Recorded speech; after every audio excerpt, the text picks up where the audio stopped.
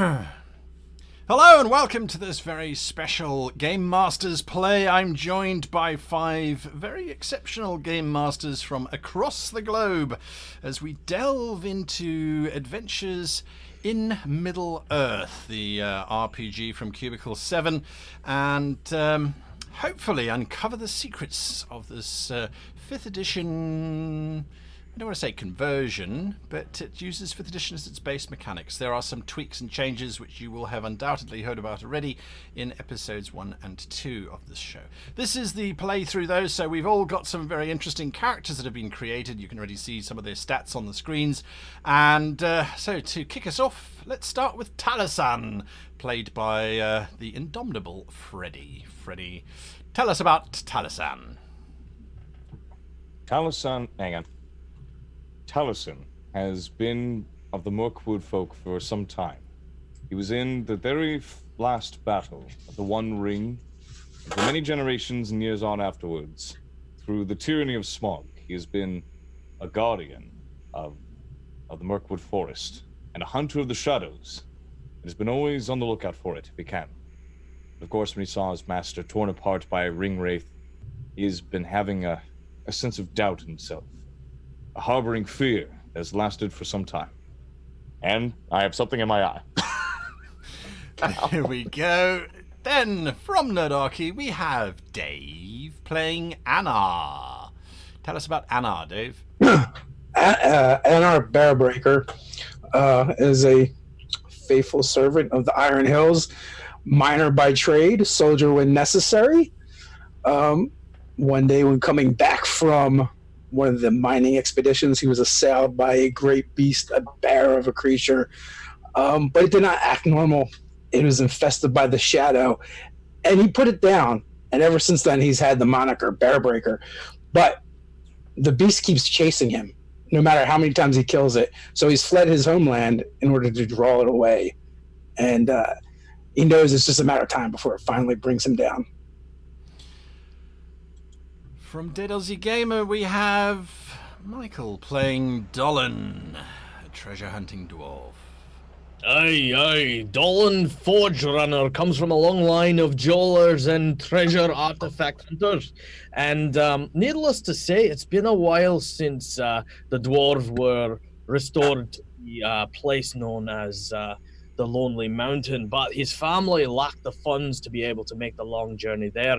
So it's his intention to head out into the ruins and places that adventures nary go and try and find a way to pay for his family's way back. Although, what he can put in his pocket is also kind of valuable. And I'm sure no one will miss an artifact or two. Right. Speaking of someone who might miss an artifact, someone who goes looking for them, or perhaps just the lore around them, is Janet from World Anvil. Janet is playing Will. Will, tell us about Will. Will Hayward is a little hobbit who grew up in the Shire and seemed perfectly normal on the outside, but was tormented by dreams and nightmares. Now, these weren't normal nightmares.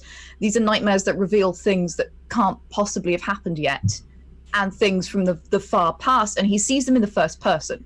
So there's something very strange and eldritch about these. And he was convinced by Gandalf, since Mr. Bilbo Baggins did so well from his travels, to go off a journeying. And he got as far as Rivendell and decided he would stay there because it's very nice and they serve second breakfast.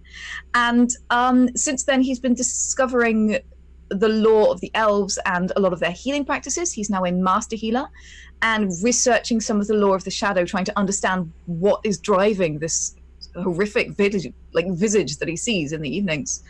But finally, he's decided that he can't stand back anymore. He can't watch adventurers return with the signs of the shadow on them, heal them, and not act more directly. So he is bravely setting out to try and combat the shadow firsthand, but he's a bit nervous.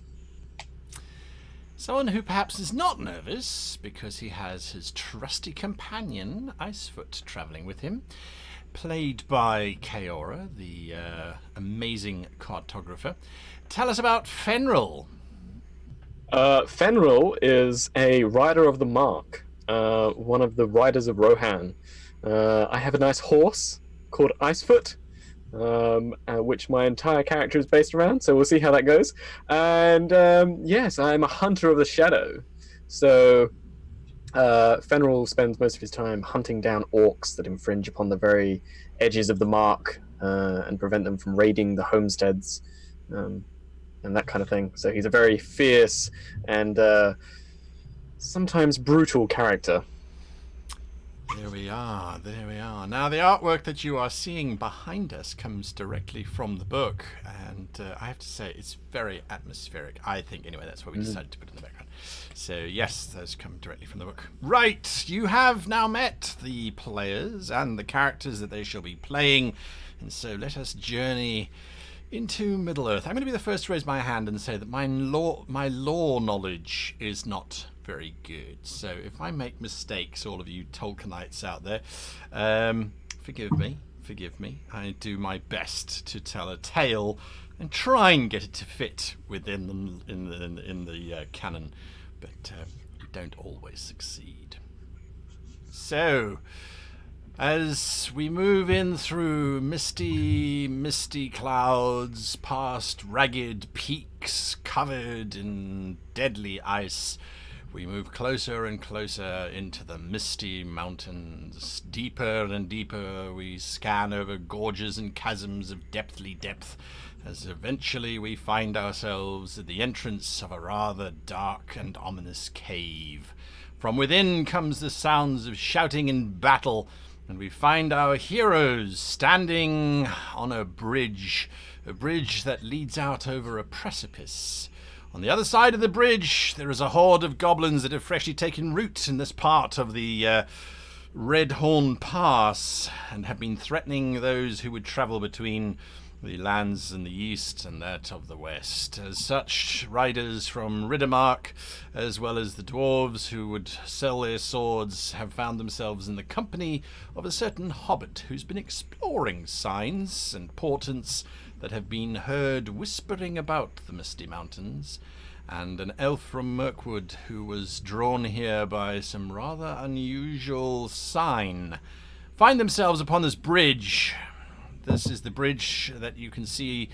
It spans a rather deep cavern of which there's a waterfall to the left that plunges away into the darkness, and to the right is just a rather deadly collection of stalactites, or stalagmites I should say, that have sprouted spines and grown upwards towards their cousins in the ceilings. The goblins are threatening to cross the bridge. The most ominous thing about the goblins is that they have a large cave troll, which is standing menacing at you from near the barricades that the goblins have hastily put up. From the sign, they have been here for no more than a few weeks, dislocated from some other dark and nefarious hive, no doubt, but you have been tasked with removing them, for they surely represent a danger to the southern reaches down here near Fanghorn Forest and the like.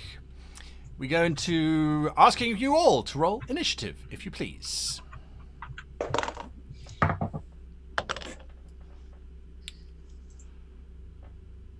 And we got a natural one there from Angmar. I got a 7. Talk to me, everybody else. Let me get an initiative. I got an 8. You got an 8. All right. Oh, that'll be a 9. Give me a second here. It's been a while since I've played without using Fantasy Grounds. We're using it for the match today. So, 12. Anna, you got a natural 1. Fenrir, 8. you got an 8. Dolan, 9. 9. Talasan, 12. 12. Will, Janet, 10. and Characters. I got what did I get? I got a 7. Okay, up first, Talasan, what are you doing? Let's see, so... There is a distance of nearly 20 feet between you and the large hulking cave troll, the chains Yes. around its neck held tightly by the goblins who are threatening to let it go.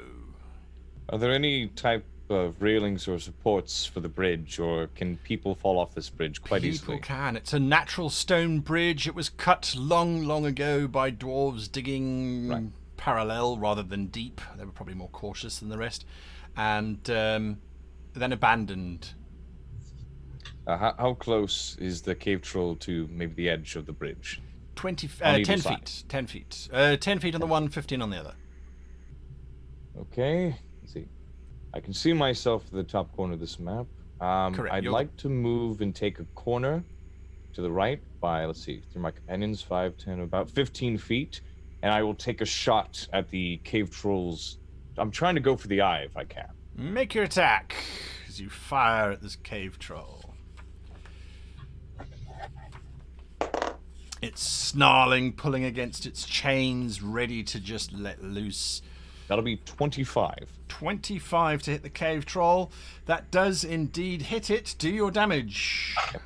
And let's see. Yes, this is a cave troll, and because I'm a hunter of the shadow, this would be, instead of +4 damage, it'd be +6 damage. Nice.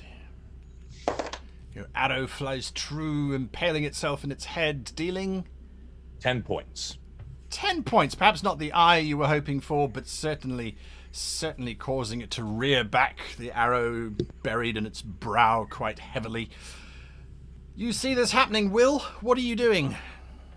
I suppose that these are creatures of the shadow, or at least it seems to me that they are, right? Quite possibly. They seem corrupted and twisted.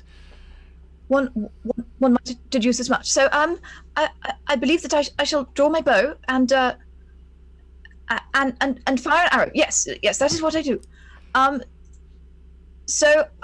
Good grief. So I am also going to fire at the cave troll because it's terribly close and very large, and I have rolled a 21 to attack. That's a hit. So yes. Let's see how much. Oh, 7. 7 is the amount of damage that it has done, and I might take a step back because my goodness, it's terribly large, isn't it? Much bigger than in the books. It is much bigger than the books indicated. In the books, as a matter of fact, did not seem to indicate its ferocity and just the size of its arms, or the smell. Or the smell. Of the smell. Quite right. Do you want to retreat back behind one of the abandoned barrows, wheelbarrows? Yes, I would like that, please. Yes, indeed. Yes. You retreat any kind of that is taller than me would be preferable if that can be arranged. Yes, I would like that, please. There we go. You have successfully moved behind one of these barrels. Dolan, the stoic dwarf. Quick question Yes. from the player. On the approach, did we just sort of walk up, or would we have had time to observe? As a treasure hunter, I have the archetype of agent, which allows me to observe a target for 10 minutes and get some bonuses. Would I have had a chance to gain this ability to share with my allies? Not for these particular creatures, because Nope. as you got to the bridge, there was sign of goblins. Yep. But as you got to the bridge, they poured out over the barricades from the darkness. Right. Okay. Okay. In which case, I'm going to use my cunning action to duck very quickly behind the nearby rock as a bonus action. And in dwarvish, yell out, "Go for the big one!" and fire a arrow against the troll. I believe I need to make a stealth check if I want advantage on the roll. You wanting to try and hide from the... I did. Just so I can get that sneak attack. Give me a stealth check. They are Okay. little goblins, but the troll is not. Okay, that is a stealth check of 17 in total. Beats the troll's check, so yes, you have advantage on your attack. Huzzah! There Okay, is so that much is... going on here. Okay, that is a 21 to hit with my short bow. Do your damage. Okay, that is a total of... Gonna hit big. 19 points of damage a as I good, knock my solid- bow and shoot him. It buries itself deep into the troll's neck, and you can see a black ichor starting to ooze out of it as it howls in pain, again pulling against those chains. Fenrir, at any moment this beast is going to get let loose. You are up. Is Fenrir on Icefoot, or is Icefoot tied somewhere outside? Do you want to bring Icefoot into a cavern? No, not really. Icefoot's tied up outside. Okay, great. So, Fenrir is going to see the incredibly, horrible cave and smash his sword against his shield for the mark for Theoden, and go into a fury and charge the goblins. The goblins or the troll? I'm going to go for the troll first, yeah. You charge straight down the line. Easy enough. Yep. You get straight into the maw of that troll. The goblins shriek and hiss and spit nasty curses at you. Make your attack against the troll. Sure, I'm going to use Reckless Attack as well. So that means I get advantage. Yes. I get a gets 3. advantage too. And then 13 plus 7. So that's 20. 20 hits. And then that is 1d8. Oh my god. 7 plus 4 plus 2. Can So you that- do the maths? Yeah, sorry. +4+2 is the 13. Thanks, Yes, because my 13. brain's going, I know, my brain also went, I've got to add loads of numbers. okay. My own scholar. And then I can attack again, because I have 3 attacks? an extra attack. Yes. That's Yeah, 5 you plus only- 7, so that's 12. 12 is just enough. Okay, cool. That's 3 plus 4, 7 plus 2, so that's 9 damage. Right, you are. And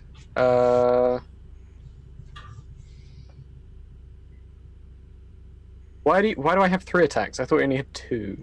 I don't know. I thought you said your first roll was a 3. No, I think I only have 2 attacks.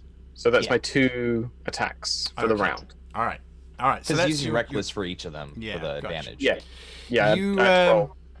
your second slice, which initially you thought was fairly irrelevant, cutting across the thigh of this large troll, it seems to have struck a nerve, because the whole beast drops to one knee and looks up at you in rage, and then keels over very, very slowly, quite dead, with arrows peppering out of it. Yes. The goblins shriek in terror as this massive troll falls over.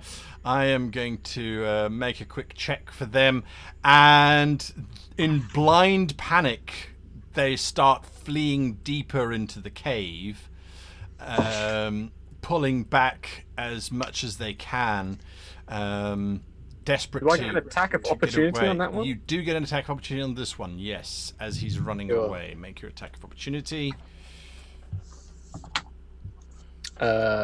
17 plus 7. That's a think hit. that's- That's a hit. 1 plus 5 plus 4 is 5. He does.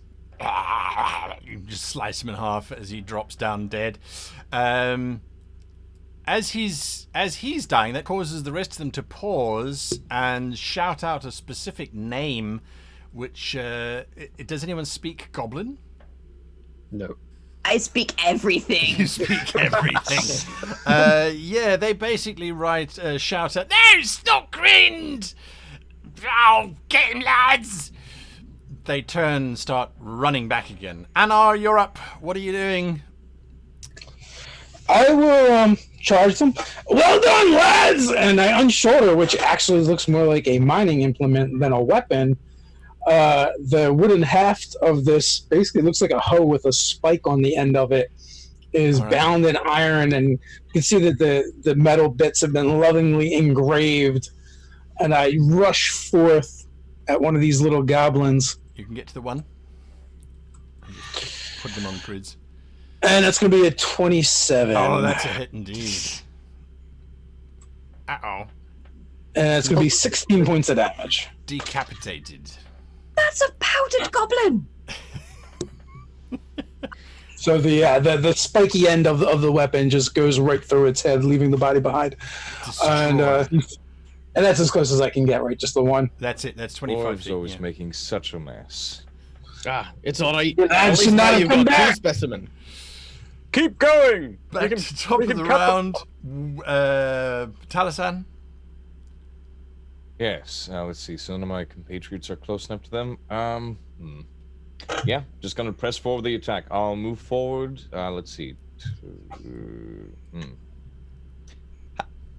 How far away is that closest goblin? From you, 20 Yes. feet. Yeah. I will move up the 20 feet and shoot him right in the face. Because of my deadly archery, I don't have disadvantage on close range attacks. He snarls. Right in your face. Hey, so that's a natural 9. That's gonna be 28. Oh, that's a hit. That's a hit. Not great for damage. So 5. 5? He still dies. Whoa! Just slaughtered. And so the Disgusting combat animal. continues for the better half of a day as you clear out this goblin warren of nastiness and horror, fighting, sometimes falling back, sometimes pressing the attack, until eventually you have cleared out this infestation. It looks as if it was a breakaway band, not necessarily individuals that were of any specific intent. Their wounds that they already bore before you arrived would perhaps indicate that they had had a fight with other goblins and had basically been exiled down here to the Red Pass. Once your tasks and trials and tribulations in these caverns have been completed, upon exiting back to find Icebreaker quite happy and content, there is an elf standing there. The elf is well known to you, Will, as... no, that's it. Will, you know the elf very well. He bows very low. Greetings, Will Hayward. It is a pleasure to see you. Hello. Can you tell me who I'm talking to, please? Yes, you are talking to an individual by the name of Ophidian. Ophidian is in the house of Elrond and has often been used as a scout or a messenger to deliver word. I greet the rest of you as well in the name of the house of Elrond. He would request you journey immediately to Rivendell, for there are matters that have arisen which he feels you might be most suited for. A big smile cracks out over Will's face, and he looks more relaxed than he's looked in days. And he says, certainly, you'll be coming with us, of course, for companionship, and perhaps we could have a bath. He holds up his slimy green hands. He nods. Talasan? Well, I do hope this business is quick. As much as I respect Master Elrond, I must return to my woods as soon as possible. A trip to Rivendell is never wasted, and you know these things. Often they're meant to happen. You know. I understand. Then we should go then. He looks to the two dwarves. Dolan? I heard the food was terrible. Anna? You like and taste. It probably is, but it's best to keep moving. Aye, true that. Plus, This fella looks like he's wearing some fine attire. I'm sure we can pick something up of the elven make that might be worth a few coin. Hey, come in. And Master Ryder from the Riddermark, would you grace What Rivendell? business does Elrond have with us? That is for him to discuss with you directly. Is it dangerous? I believe it involves some activities quite distant from these lands, but for which you are most suited in terms of a journey. Very well. Yes, I will journey to Rivendell. With that, he starts to lead your way back to Rivendell. The journey is a simple one. We do not need to expend too much time upon it, for the lands known as Eregion and the Lonelands pose very little threat to a company of your stature and skill. And as the sun rises and sets, the rolling hills to the east, to the west, and the misty mountains to the east form a picturesque, if somewhat monotonous, landscape through which you journey. Once you arrive at the River Loudwater, you follow that directly north until eventually you arrive at the Troll Shores and that spectacularly beautiful and most singular of structures known as Rivendell. You are taken It has been some time since I've been here. quite swiftly to the court of Elrond, where he is in council with several elves whom he immediately dismisses as you arrive. He turns and nods at you, Will.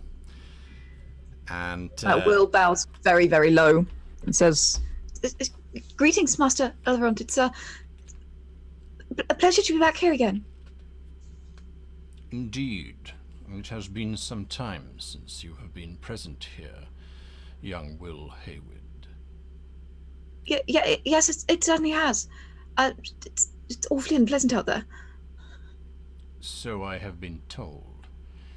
Talasan Jorhals, it is an honor Master to have Elrond. one from Mirkwood present with us here in Rivendell.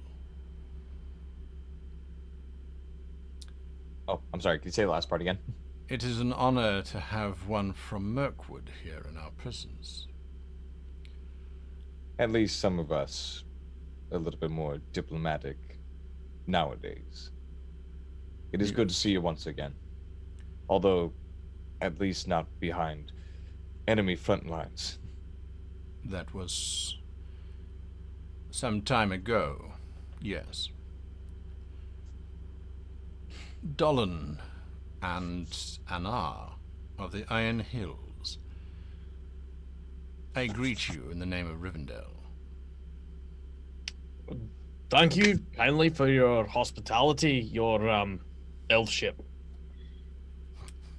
I understand you have something you need done. Straight to the point. I appreciate that, as I appreciate the Riddermark in presence. Yes, a pleasure to meet you, Lord Elrond.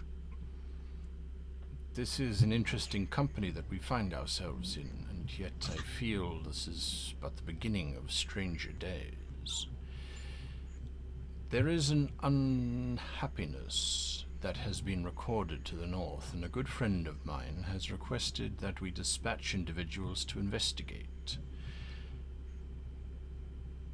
I had heard of your companionship, Will, in your journeys, and that these individuals were of capacity to do such a journey that is most certainly not without peril.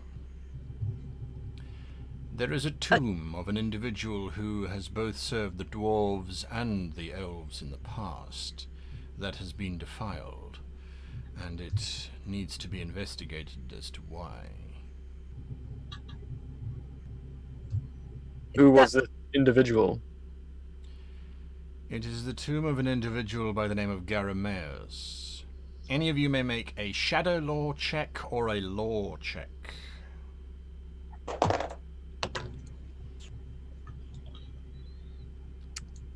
18 on law. All right. 15 in Shadow Lore. All right. 16 on law. I have a 24 In law or shadow law? in shadow. Shadow law. All right. Would I be able to invoke Dark Secrets as my specialty for making a Shadow Lord check? You can indeed.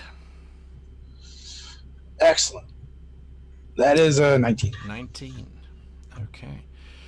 Pretty much everybody. From the law side, what you know is Garameus was an individual who was obsessed with discovering more than just what was presented. He was frequently at odds with both the elves from the Elvish Council and the kings of the dwarves in terms of his activities. The dwarves would mine, and Garameus would be there, not looking for treasures, but looking for secrets. The elves' libraries were never without the sound of Garameus's mutterings and musings. This, however, was a significantly long time ago, and when he finally died, he was considered to be a friend of both the elves and the dwarves, and also something of a stigmatic individual in terms of his dark delvings.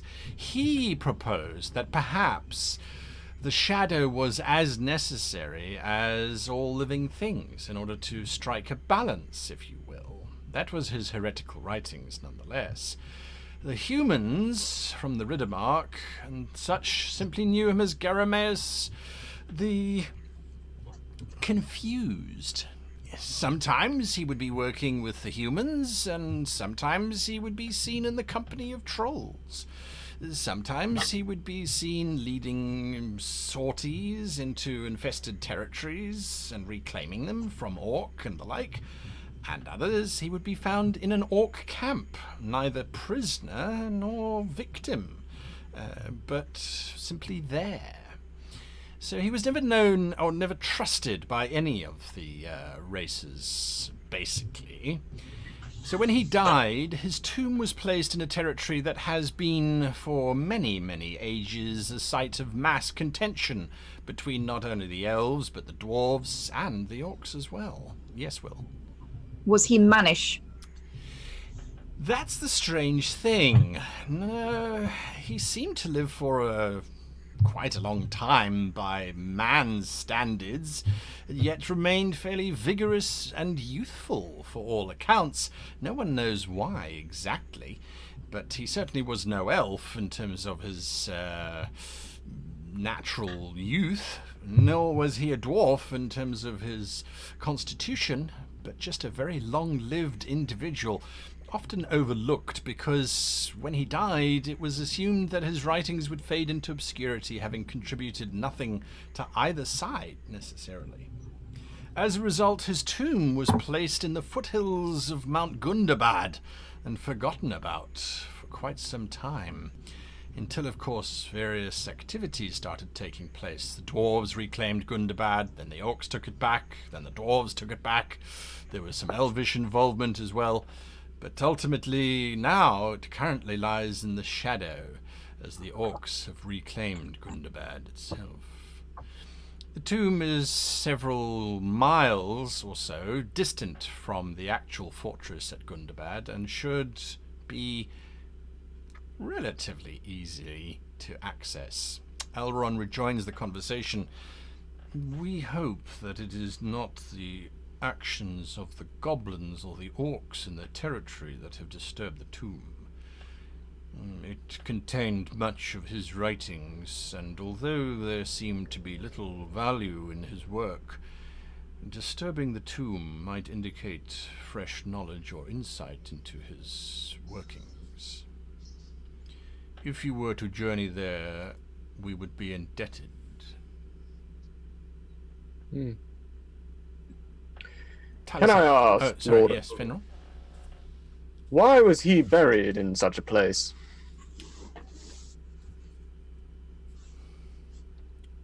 When Garameus passed, there was much debate as to where he should be laid to rest. The elves did not want him. the dwarves did not want him. And, quite frankly, neither did the human populations at the time. Gundabad was seen as a political mirror of his existence, and as a result it was decided to be placed there. And his writings are there as well. I believe you said that. There is a collection of his works that were buried with him, yes. Those that posed very little value and have not been kept here in the libraries of Rivendell or sent to Orthanc for study. Yes, This I disturbs am. me greatly. Cannot do this. Cannot let that knowledge be released. It should be burned. For knowledge of the dark will only increase the influence of the shadow. No. Let's think of this rationally. Your elfship. Say perhaps that this tomb was disturbed because some wee traveler or something had found some of his hidden works. I suppose being an individual who has a library filled with such works, you'd be interested in perhaps any kind of new or hidden tombs in the tomb. There is very little that Garameus wrote that is of significance or of value. It is most likely a disturbance by orcs seeking treasures. If that is the case, then we simply need to reseal the tomb. Whilst Garameus might not have been appreciated, and his work of little value, there is no doubt that on occasion he did afford victory to both dwarvish expeditions, human expeditions, and the affairs of elves.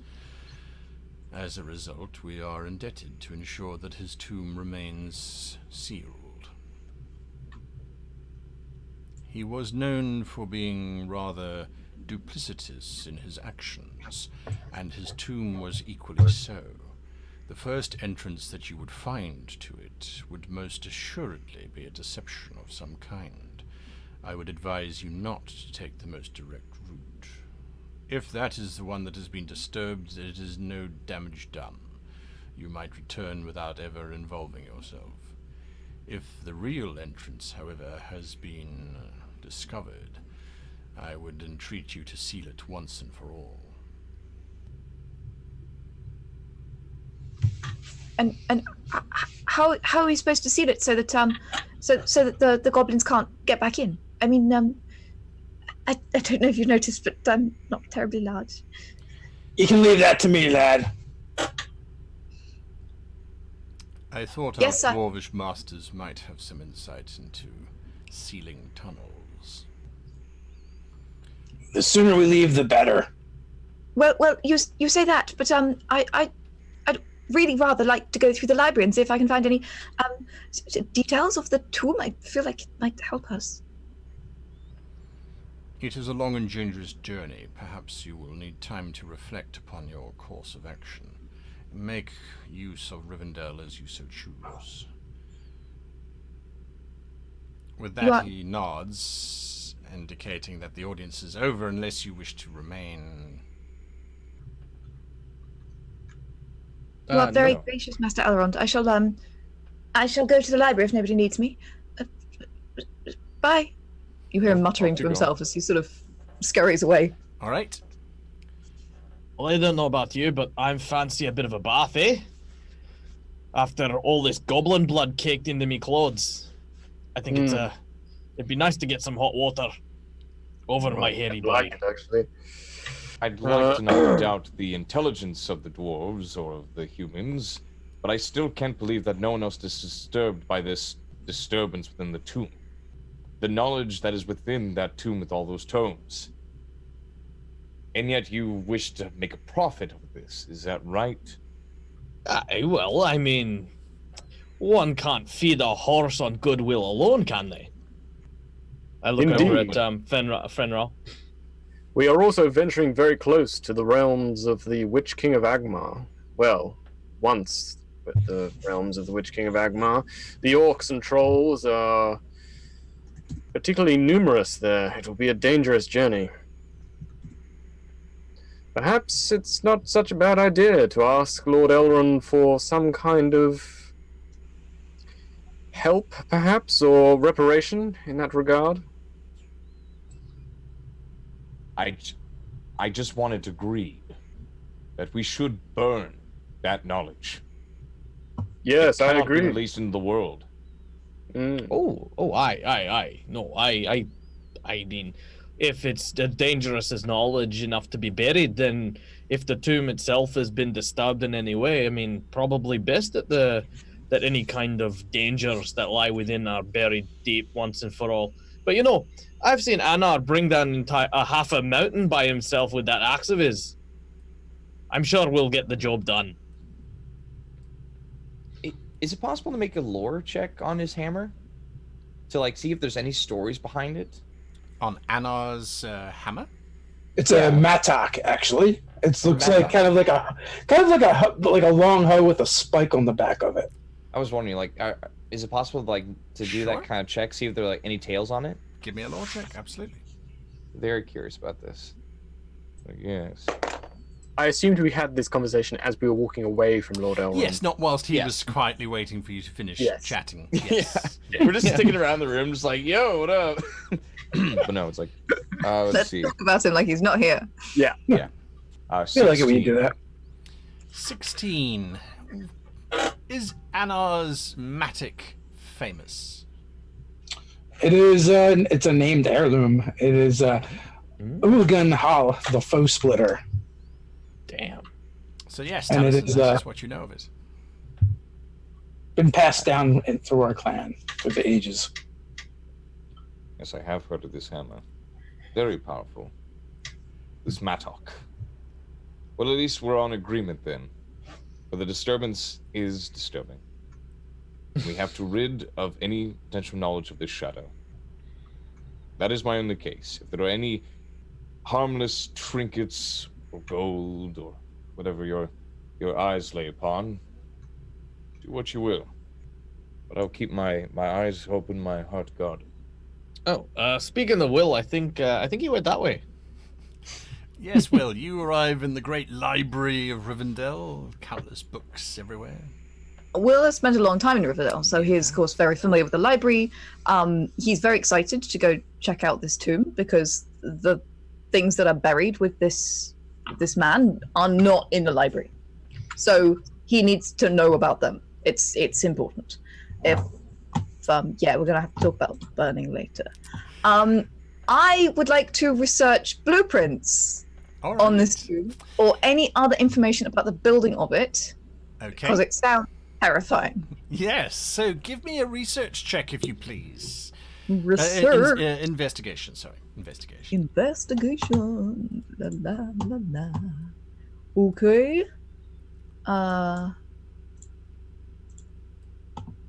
Okay, I rolled a natural 20.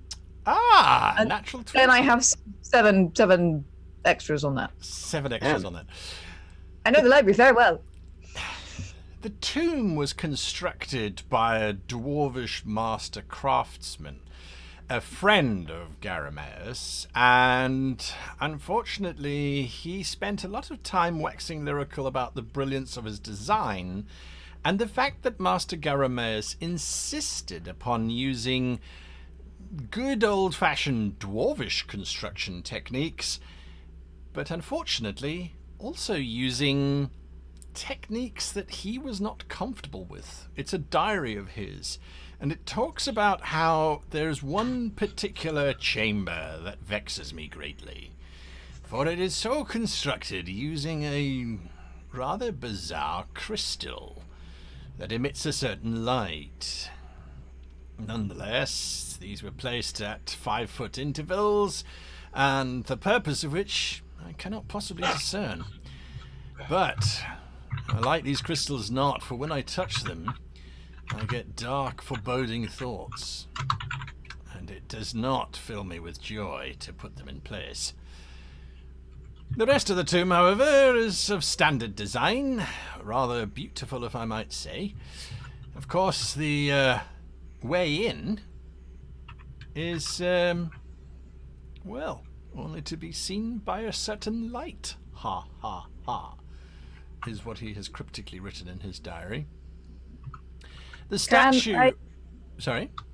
I was wondering if I can use a riddle check to try and figure out what that is.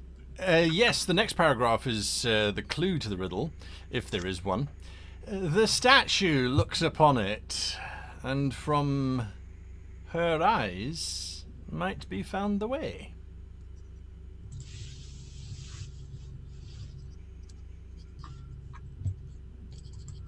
Okay, I can't read my notes anymore. I'm going to stop writing notes.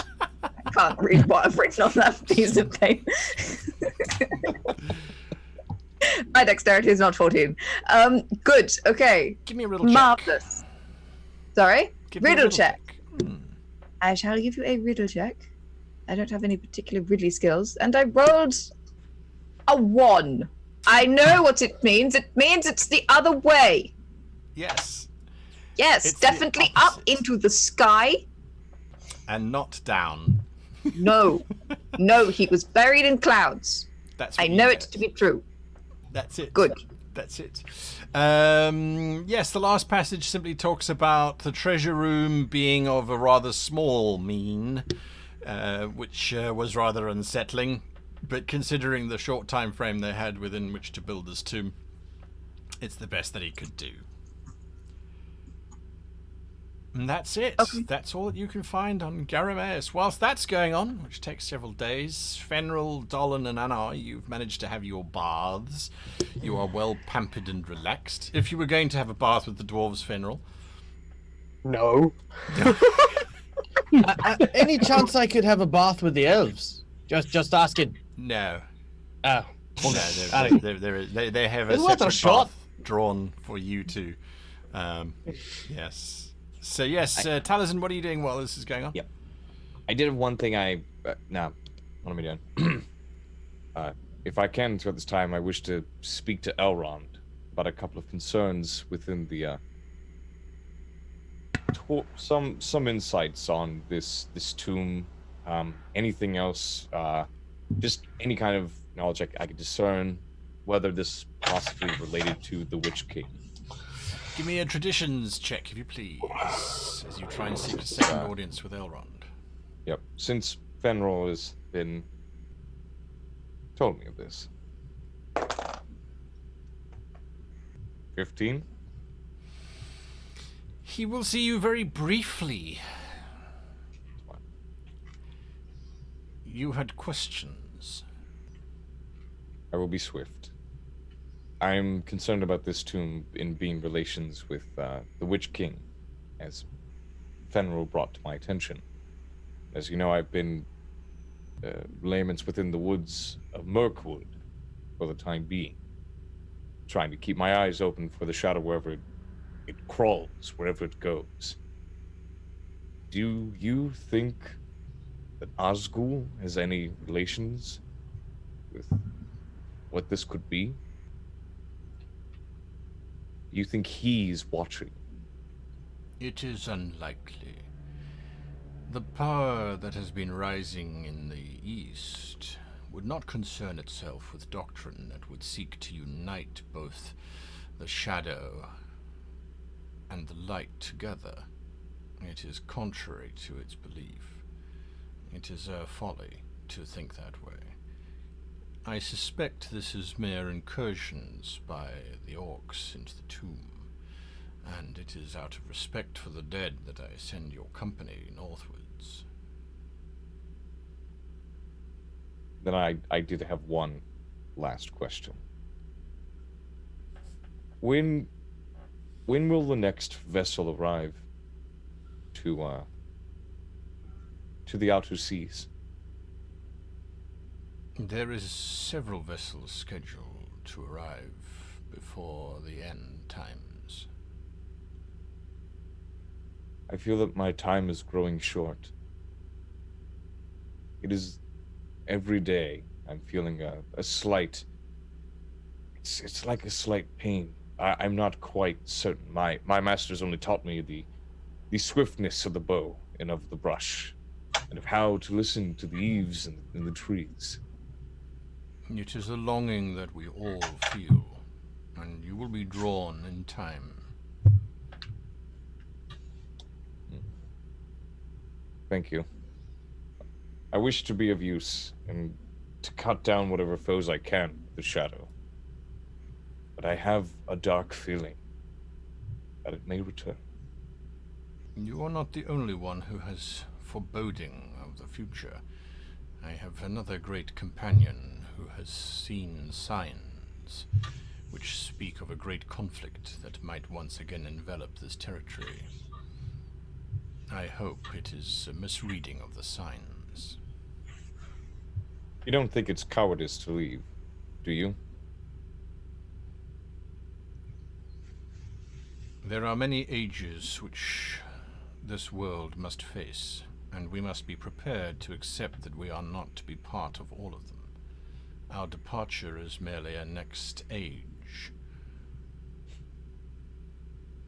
I guess I do have somewhat of a greedy mind for that. But I have bothered you for long enough. Good day to you, Lord Elrond. He nods and watches as you leave. Fenrir, what are you doing whilst everyone else is bathing, chatting, and researching? I'm trying to compare the strength of Icefoot with elven horses. So I'm insulting some of the aspects of their breeding, while telling many of the elves about the deeds that I have accomplished with Icefoot. Give me an animal handling check, if you please. Oh, With the horses or the elves? 16 plus 10, so 26. The elves are indeed impressed with your prowess, and they are naturally sympathetic towards Icebreaker for having such a rider. Their riding skills, however, cannot match. They cannot match. Except that where Icebreaker is definitely... Icefoot. It's Icefoot, yes. Bearbreaker, Icefoot. Sorry, I've got to get my PCs right. Icefoot might have strength and stamina and resilience. Mm. The elvish horses, man, can they turn on a tight circle. Icefoot, in comparison, is all hooves and tail when it comes to charging forward and wheeling about in such a small space. The elves seem to almost pirouette on their hooves as they turn about. But flimsy elven horses. I'm sure a good shove with Icefoot, you would go tumbling onto your yes, you would tumble off of your horses. one of the young elvish riders, she looks at you and she says, "But you would have to catch us first, Master Rider of the Mark." Yes, perhaps that is true. But if you were an orc, you would not escape my spear. On that we can agree, she says as she looks for a political solution to this blustering, blundering man of the Mark. It is on the third evening of your stay in Rivendell that the five of you are once again brought together in one of the great chambers that have been allocated to you, and there is a sense that it is perhaps time to move on and begin this journey, as Rivendell seems to offer little more in terms of insight as to what might happen.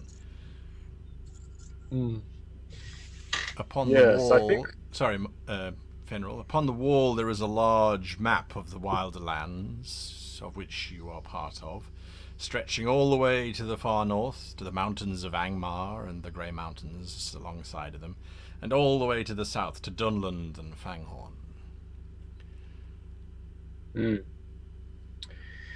What is the map made of?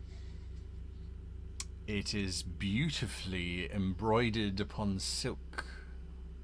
Oh, I'm not going to rip that off the wall then.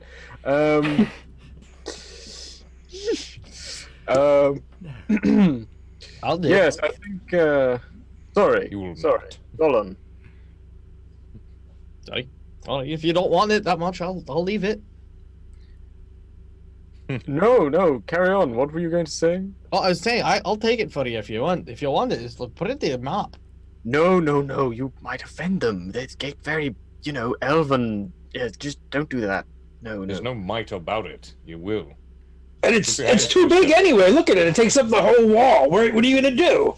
You're supposed to marvel at this and admire it for the progress that the elves have taken for the generations. I can marvel at it in my den as well. But actually, I do think we would do better to plan our journey on it because we do need to figure out how we're going to get to where we're going. And just to bring this up, I think we're going to need some eagles, because I was reading a book and then I was reading about the tomb and then I was reading a riddle and then I solved the riddle and the riddle's answer is that he's buried in the sky and we're going to need eagles to get there. The eagles, Yes. they, if you know about their culture, they're not simple beasts. They have a king that is I'm majestic, aware of that. and they choose where to fly. We cannot Yes, simply ask them to just give us a ride to this place. But I was hoping that one of us might ask very nicely, but I simply don't see how we're going to get into the sky where the man is buried. I don't think the man is buried in the sky. Perhaps it's simply high up on a mountain somewhere. Well, you listen to this and you tell me, because, riddles are not my specialty, but I do believe it was in the sky. So, the entrance is only to be seen by a certain light, and there's a statue from which her eyes will lead the way to the entrance. You see? Can I make a riddle check for that? Please. Anyone can make a riddle check on that. Whose eyes? Can I make no, a second riddle check? Now it's been 3 days. 26. Yeah, you can. Oh, Yeah, although you might not necessarily need to. Is it a shadow riddle? Is it a shadow riddle? I rolled a 1, right? I'm not even trying to decipher the riddle. I'm just pondering the foolishness of the Hobbit burying people in the sky. just trying to figure out how to get to the sky. I'm kind of trying to protect the map. I'm like, don't touch it. This is their stuff. This is older than all It's of so you. expensive. It is older than me. Dolan, this sounds very typically dwarvish. Under This is an old a certain light, well, that's easy enough, relatively speaking. What light would be most appropriate to Garameus, since it's his tomb? And that you'll have to figure out, but that's probably what it means. And the dwarves liked to have things done at a certain hour and a certain time and a certain manner. Point number 1. Point number 2 is from her eyes it can be seen. Oh, that's an old one. Dwarvish children learn about that. You simply climb up to wherever the head of the statue might be and see what you can see from her eyes. Child play. See? That's easy. Anybody will ask. We don't need to fly. And trust me, I think the last thing any dwarf wants to do is take flight. Also, horses. They don't like that. Oh, I see. Okay, well, I suppose that makes sense. So what are we going to do about these crystals? Oh, I forgot to explain. Sorry. There are these crystals, and apparently they are terribly disturbing, and they are in one of the chambers, and they are set every 5 feet, and I don't like the sound of them at all, and I think they sound rather unfortunate. So Destroy them. there's that. If they're evil, then they need to be destroyed. Okay, maybe some kind of hammer? I look at the mattock. I look at the mattock. I look at the mattock too. Are we sure they need to be destroyed? I very slowly look to the mattock. As a mattock of fact, I think that might be the very thing that we need. But I suppose we won't really know until we get there. Anyway, that was all I could find because Garameus' builder was not terribly neat with his handwriting. It was very hard to read what he'd written, and that was all I found. I'm terribly sorry that it's not more. No, well done, little hobbit man. Thank you, outlandishly tall, mannish person. They You don't are a like being man, called little. aren't you? I can't tell. Of course I'm a man. I can show you if you want. He starts. No, unbuckling- not gender. I meant in terms of growth. You're not a child. I'm going to go and. No, I'm not a child. Let me show you. I continue to unbutton my child. No. Yeah. That's enough. Thank you. Oh, come on, we're all gentlemen here. We've dallied quite enough. It is time to be on this journey. Yes. I agree with the dwarf. Please, let's. And Yes, then yes, we should leave our trousers on for the journey. I think that's a very good idea. Aye. It sounds like you have no sense of fun, but okay, fine. Now I do want the eagles. Take me away. Paul. Looking just at want to your avoid journey, chafing. looking at your journey ahead of you, there is a direct route which would lead you from Rivendell through the cold fells, past the Etten Moors and Mount Graham, right up into the roots of the Misty Mountains, where they conjoin with the mountains of Angmar and the Grey Mountains, for that matter of fact, upon which you would have to try to climb through said mountains to get to Mount Gundabad. Alternatively, you could possibly take the high pass through the Misty Mountains and travel northwards via the West Middle Vales and into the Upper West Vales, and finally into the Vale of Gundabad itself, which might be an easier approach, but a certainly longer one. So I just want to double check. So so our main goal is to get to Mount Gundabad, right? Effectively, to get to Mount Gundabad, correct. Okay. Well, if it involves climbing, once again, horses are not good with it. They and, can. Hobbits are also not terribly good at. Yes. But we can take. So the roughest part of this potential journey would be to go through the high pass, and I agree with this.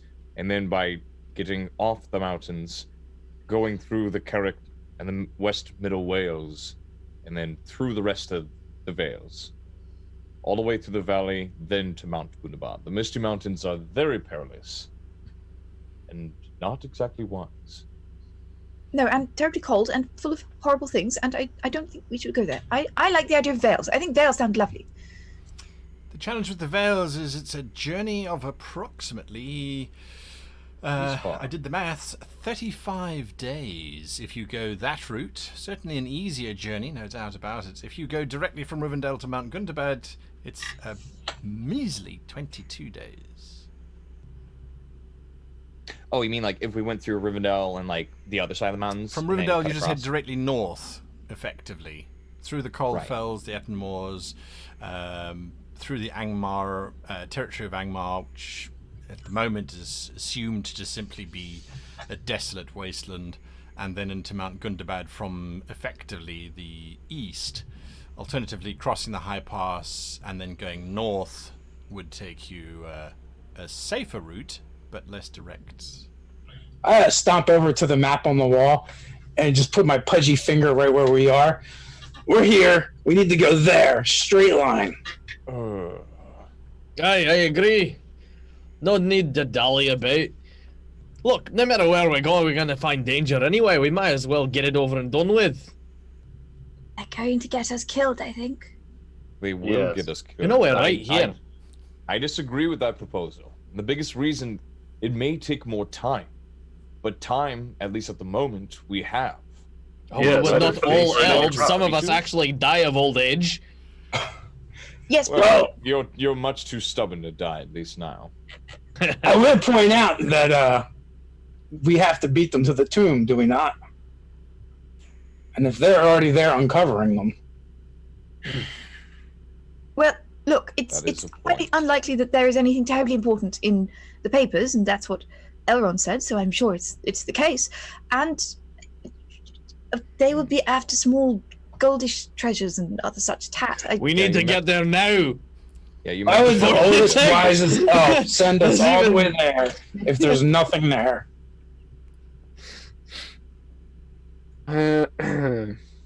You mentioned the crystals. Do you think?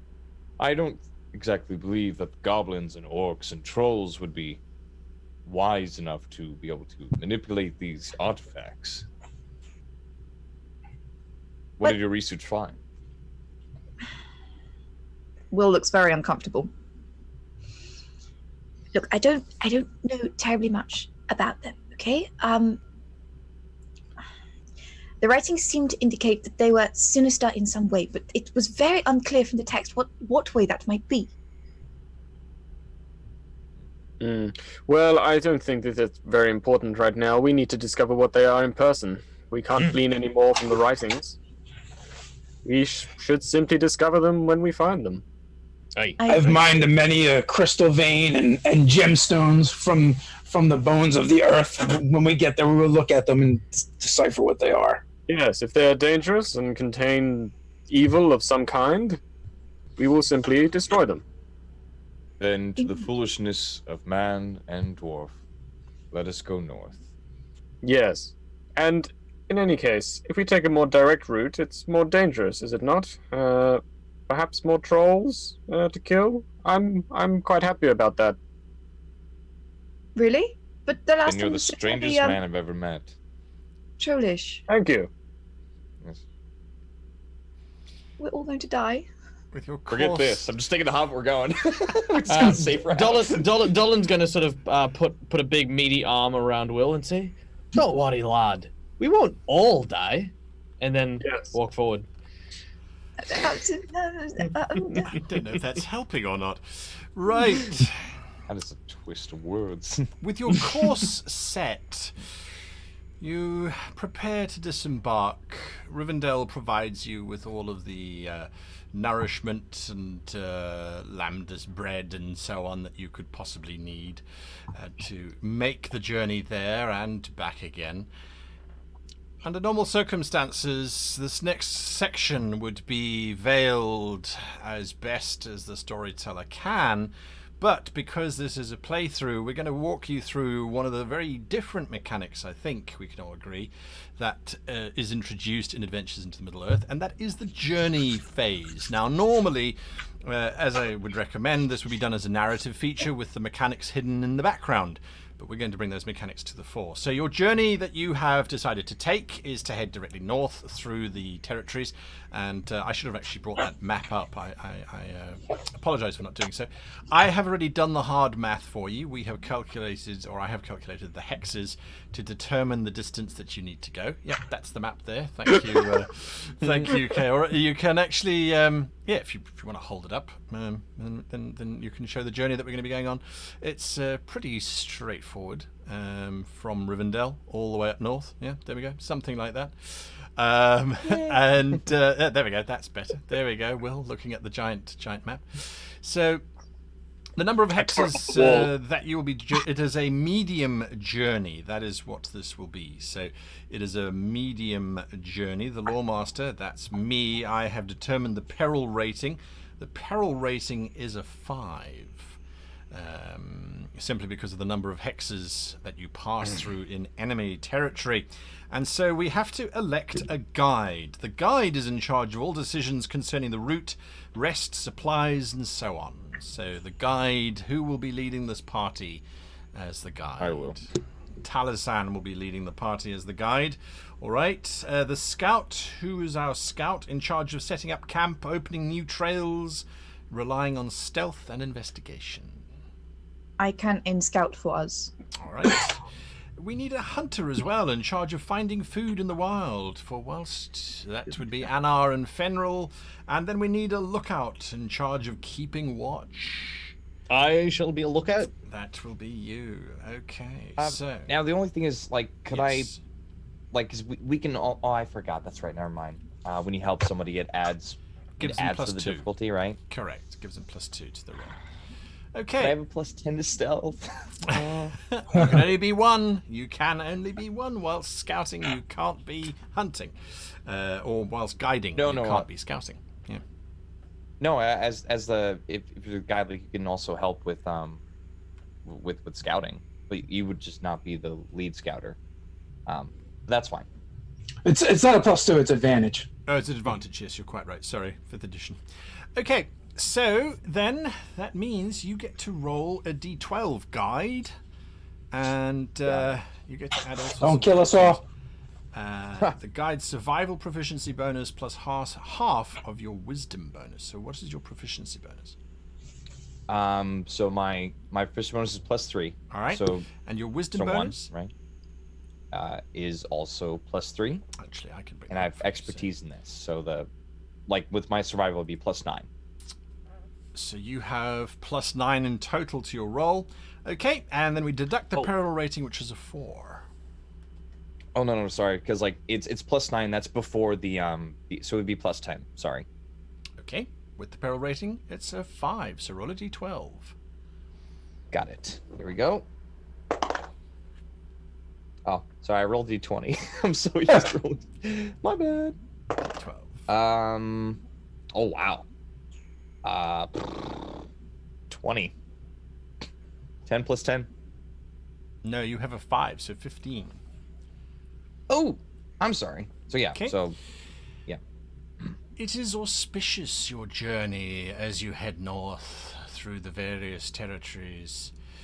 The path shows you wonders that have long since been forgotten as you travel through the Etten Moors and further north into Angmar, where ruins of a once great civilization have been lost and forgotten.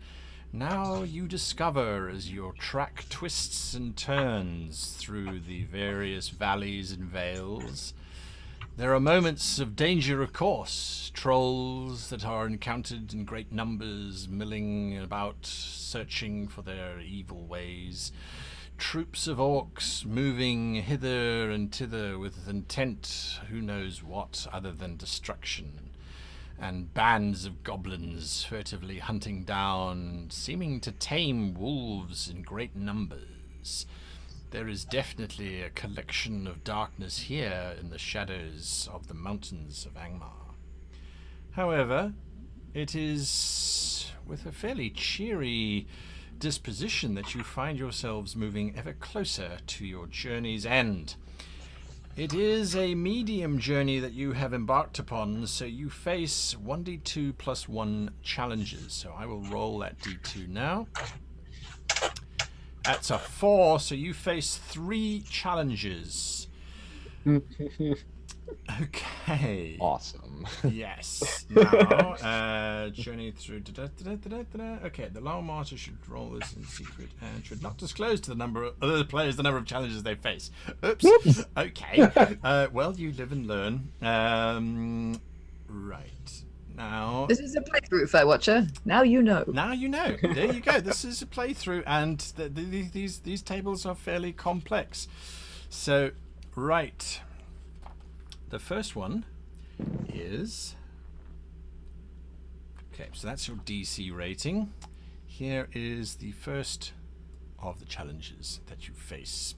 As you are journeying through the ruined territories of Angmar, you discover a band of travelers, not dissimilar to yourselves, except they are comprised mainly of humans. You're not entirely sure from where. They have been attacked, they claim, by large wolves of mean temperament and disposition. However, I need the scout. No, not the scout. They need help. They will not survive if you continue on, for winter is rapidly approaching, and in this autumn afternoon, their wounds are significantly grave. Will you help them or not? Will help them. Will help them. That is In good. fact, if the others are deliberating, he will roll up his sleeves, pull out his herbs, and get 2. The rest of the company, will you help? I will venture into the forest to hunt for them. Yep. I can help with the medicine as well. I will help lighten their burden as they travel. Excellent. You go about trying to help them in the following manner. I need, if you please, our great hunter, for you to give me a survival check.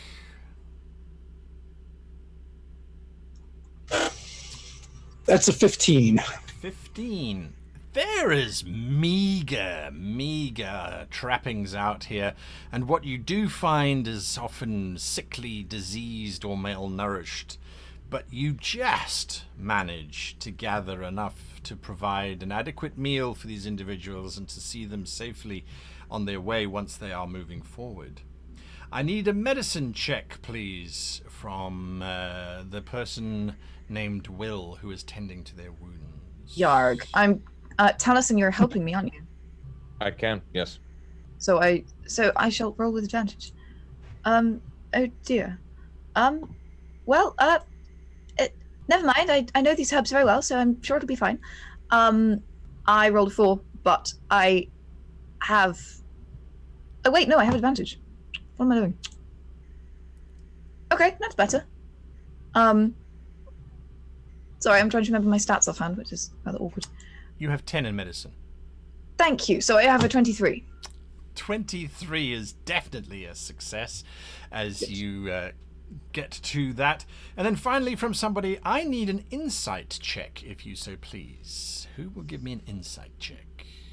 I can give you one of those as well. I have You were busy advantage, tending to their We're wounds. doing medicine, yeah. Okay, and I've as got a bloody result nose. are focused on... I guess I'll Owen roll. was lightening their load, so he might. Yeah, and Yeah, I'm going through their stuff and helping ease their burden, as it were.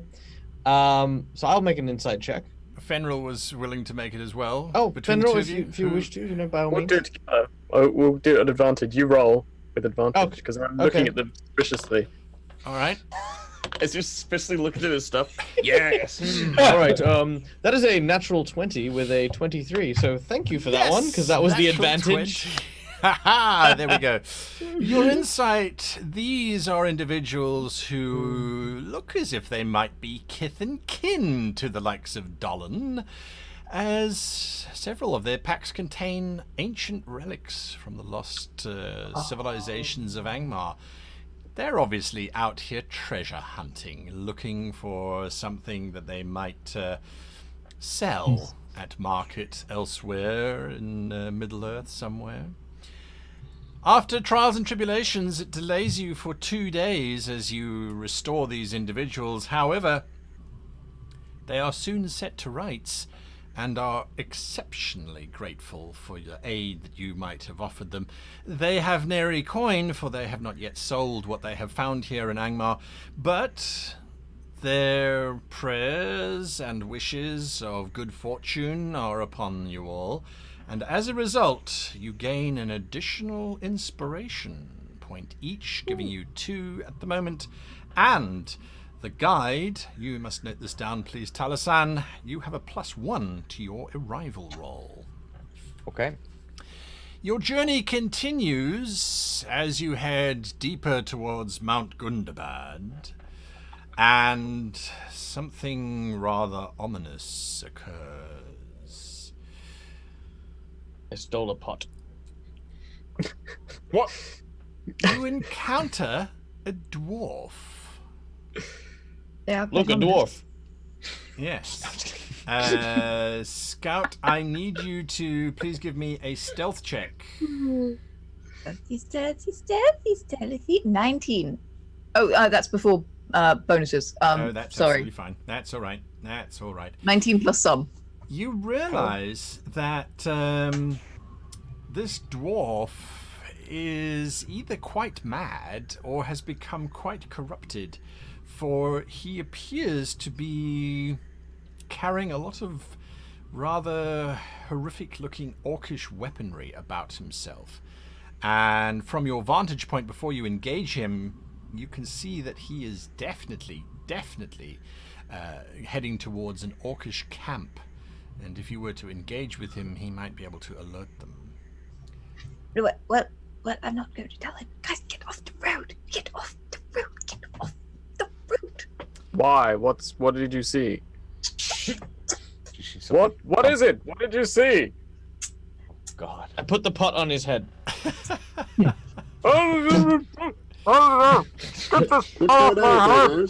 You can make an investigate check, assuming that you do all take cover from this lone dwarvish wanderer. Get dragged up the road. You have my investigate skill, but that was an 11 on a roll. All right. Anyone else watching this individual, or is it just the scout? No, if I I'll watch with her. if I could watch him for 10 minutes, I can actually learn his plans or destination. There we go. You can yeah. indeed watch him for 10 minutes as he heads down into the valley towards the Orcish camp. I would definitely like to ascertain his plans upon arriving at the orc encampment, if I Very could. good. I did also roll a crit as well, so I got 21. Nice. Oh, Everybody watches this dwarvish individual as he makes his way down into the Orcish camp. He greets them friendly, opening up his hand and waving. There is a curiosity as he does so. He raises his hand and slaps it very firmly against the shield of one of the orcs who was standing guard. And even from this great distance, as you look down into the encampment, you can see that he has left the impression of a white hand upon the shield. The hand means very little to you at all, but that is what he has done. He appears to be carrying a backpack. You can watch him walk into the orc camp, as despicable as it might be, and when he opens up his pack, you can see that it contains several books that are in a fairly bad state of repair, and he hands them over to the Orcish commander, who doesn't seem to take any care with them whatsoever, but puts them into a rather heavy box. Well, it's been several days. I believe it's time for a fight. Who's with me? Before you finish that sentence, there is a loud horn that blasts in the distance, and you can see probably 20 or 30 orc in column starting to make their way towards this camp as reinforcement. It perhaps deters an all-out assault as we continue on our journey. Patience. I'm coming back for those books. On a slightly side note, is there any sort of during the journey itself? What I'd like to do is I'd like to try and find any kind of silt or flour that I can crush up and potentially create a white paint or dye with. As you're moving forward, sure thing. Yes. Absolutely, not a problem. You continue on, and you are now firmly in the foothills of Mount Angmar, as you find a spectacular vista. It is breathtaking. Mount Gundabad is resplendent as this peak of darkness amongst the mountains, surrounded by this massive valley which stretches away in all different directions and seems to be littered with mounds and perhaps tombs of forgotten kings and bygone eras and of the first or second age, perhaps. And it is quite spectacular. Each member of the company must make a wisdom check or an investigation check, your choice. Oh, I will go with wisdom. So Investigation. 22. 22 is a pass. 15 for Dolan. 15 is barely a pass. 21. Is a pass for Will. Anna? May I spend inspiration? You can. There you Oh, go. that is. Oh. Either That's of going to those. give me a 21. There we go. That's a pass. Fenril? 1. Oh, it was the pot on your head. Oh, damn it. Yes. Oh. Very It's dark. been in 3 there. days. I'm so sorry. Thank you for leading me on. Dark sight. No, I'm on the horse, so. The spectacular vista that you were realizing stretched out in all directions suddenly starts to take on detail that you had not previously noted. And you see large amounts of troops, orcish in nature, moving about. And you realize that that great valley, which seemed so wide and so flat, is actually made up of crevasses, broken valleys and blind galleys, which now seem to be moving and teeming with more goblins and trolls. And a darkness sets about your hearts as you realize that this is going to be much more daunting than you had anticipated. Not to mention the fact that there are mountains that you must still cover before you even arrive at this area. As a result, you all suffer a level of exhaustion. Oh no. You are on your first level of exhaustion, I believe, which someone can look up and tell me what that does. And Disadvantage on all ability checks. thank you. Disadvantage on all ability checks. The next one, her speed is halved. Yes, which is bad. Yay!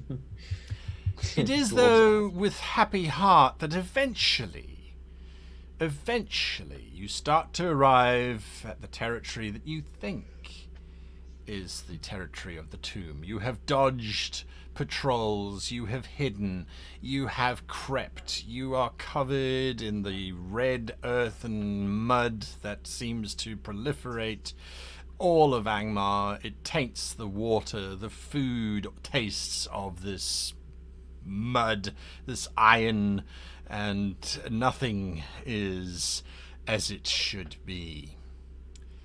The guide must now make a roll. As the company completes its journey, they make a roll to determine their overall mood and demeanor, dependent upon the exhortations of the guide, the difficulty of the terrain they have traveled, and the company's successes or failures upon the road. So it's -2 to the arrival roll that you are going to be rolling. Roll a d8, if you please. But it's a -1 because I got the +1 to the arrival roll. Correct. I don't think I had any survival bonus Nothing. as You well. just roll a Yeah, d8. nothing.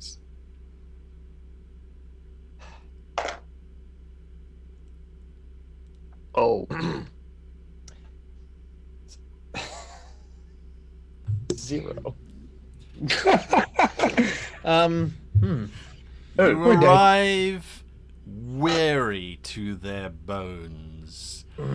It has been arduous. It has been dark. You have seen no sign of light up this far north. Rumors of shadow were woefully inadequate. There is a force that has been combined here that would certainly sunder Rivendell and shatter the Lonely Mountain to the point that Smaug perhaps might be seen as polite company. The journey has taken a heavy toll on the spirits of the company. The paths they have followed have shown them little that is good and have left them feeling tired and without hope. The memories of any good fortune they may have experienced along the way now seem distant and intangible. Each member of the company must make a wisdom saving throw with a particularly vicious DC.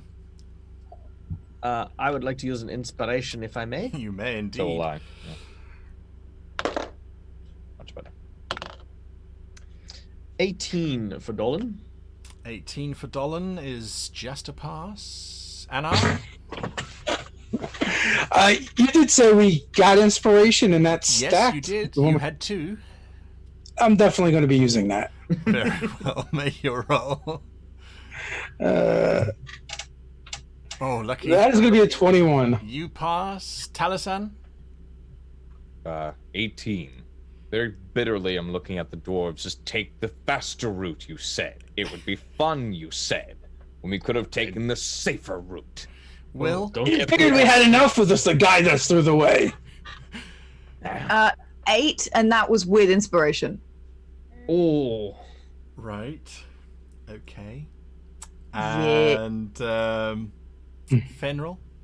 10. Okay. Fenril, you and Will have very dark dreams. I didn't get to kill anything, so I'm mad. There are whisperings in the shadows. As a result, you both gain 2 points of shadow. Oh, that's mean. Okay. So we have. Wait a minute. 4. Sorry. Yes. Okay. So, you- Dolan, you happy? got an 18, as did you, I got an Talazan. 18. Yes. Yeah. You both also gained 2 points of shadow, as it is very clear that the operations that are taking place here in Angmar are definitely under the guide of the Dark Master in the east.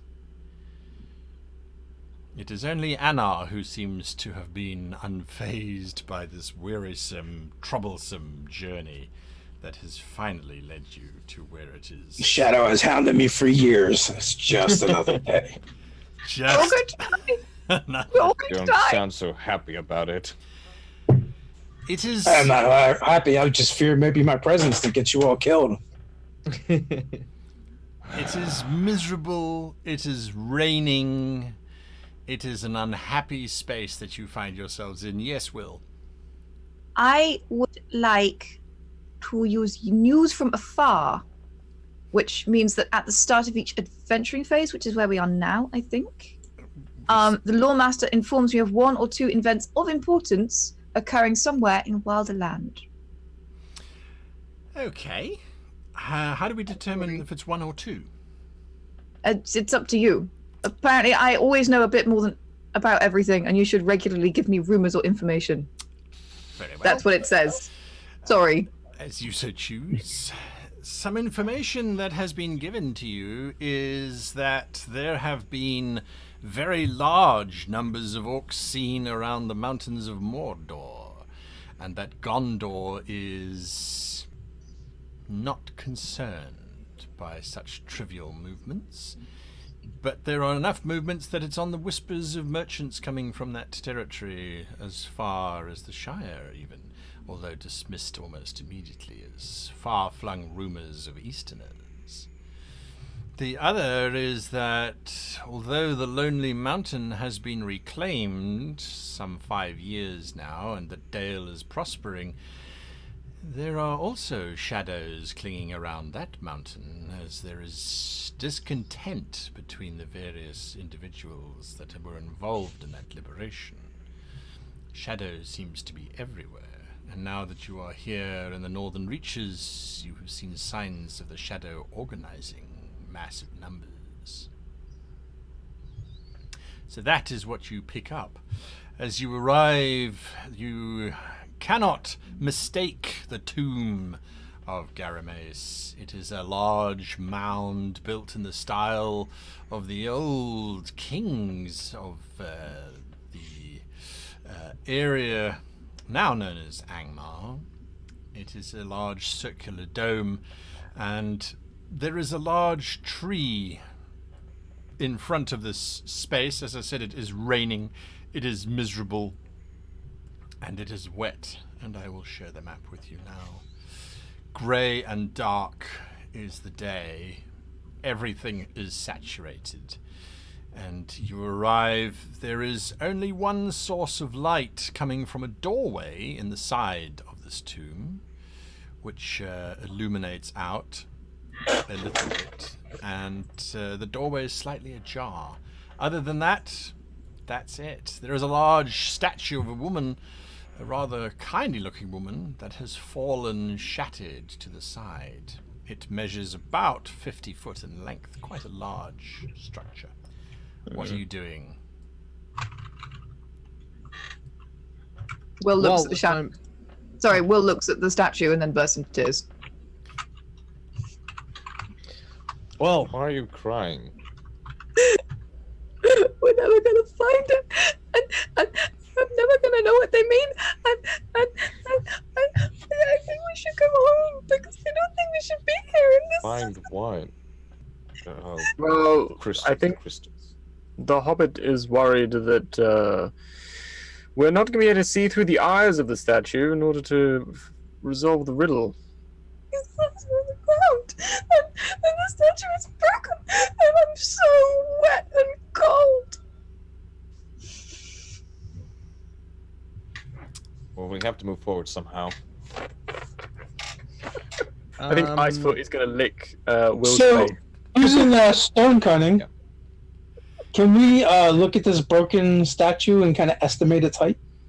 You're going to head over to the statue. Mhm. Yep. I'm staying under the tree. You're standing under the tree without any Yeah. leaves, so there's just bigger drops down here. I'll go with Anar as well, but before I look at the statue, I'll just keep a cursory eye around. Okay, give me a perception check. Fenrir, where are you heading? Straight towards the door. You're heading towards Is the there door. any other coverage or any foliage around? There are besides- these spruce trees. You can hide underneath them. They provide a little bit better protection from the rain, but they are dark, dark, dark shadows. Yeah, I'll kind of, I'll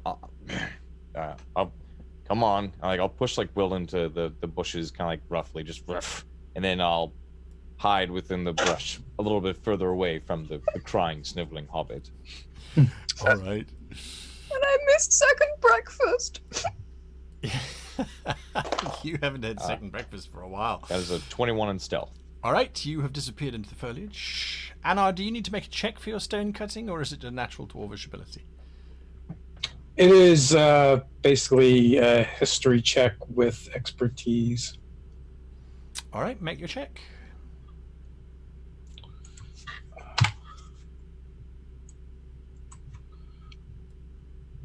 An 18. The statue would have stood 45 foot from its base, placing the head roughly 42 feet, or the eyes anyway, 42 feet from the ground. So, what is the closest tree to where the statue would have stood? Aha, there is a large spruce that grows nearby. That's this tree here. So I'm just kind of like comparing the heights and trying to figure out, well, if we could maybe jerry-rig something from a tree. You start to do some complicated trigonometry, working out relative heights versus the angle of, I suppose here, incidence. As you start to look around, that's exactly what you're doing. Dolan? With my perception check, I got a 28. 28. Although it is raining heavily, you can see that there is a large amount of foot traffic that has passed through here in probably the last hour, no more than that. It looks to be mainly individuals leading smaller individuals. It's difficult to tell, and you certainly couldn't tell how many, but they seem to be leading towards the door that Fenrir is currently heading towards. Just a quick rules question here. Yeah. With the shadow mark points, do we go up in tiers based on the points that we've got from that thing now? From our If arrival? you have shadow points equal to your wisdom, then you become miserable. Okay, yeah. More above. miserable. Yes, correct. So Okay, you're so you become more miserable. Okay, cool. correct. Yep. Correct. Yep. Correct. Okay, sweet. Not wisdom modifier, right? Like equal to No, wisdom, no. like It's Your four. score. Yeah.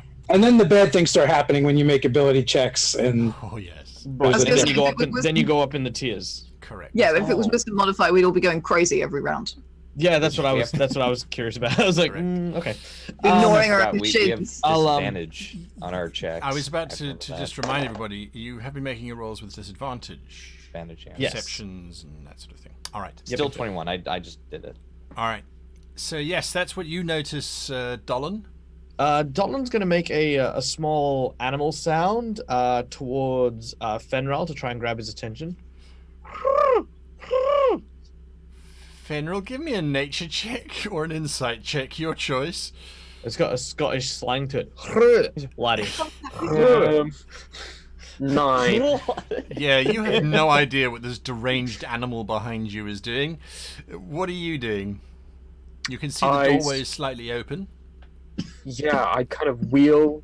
I'm currently sitting on the back of Icefoot, so I wheel myself around and sort of just walk past the door, looking in, with my spear sort of pointed directly at the door.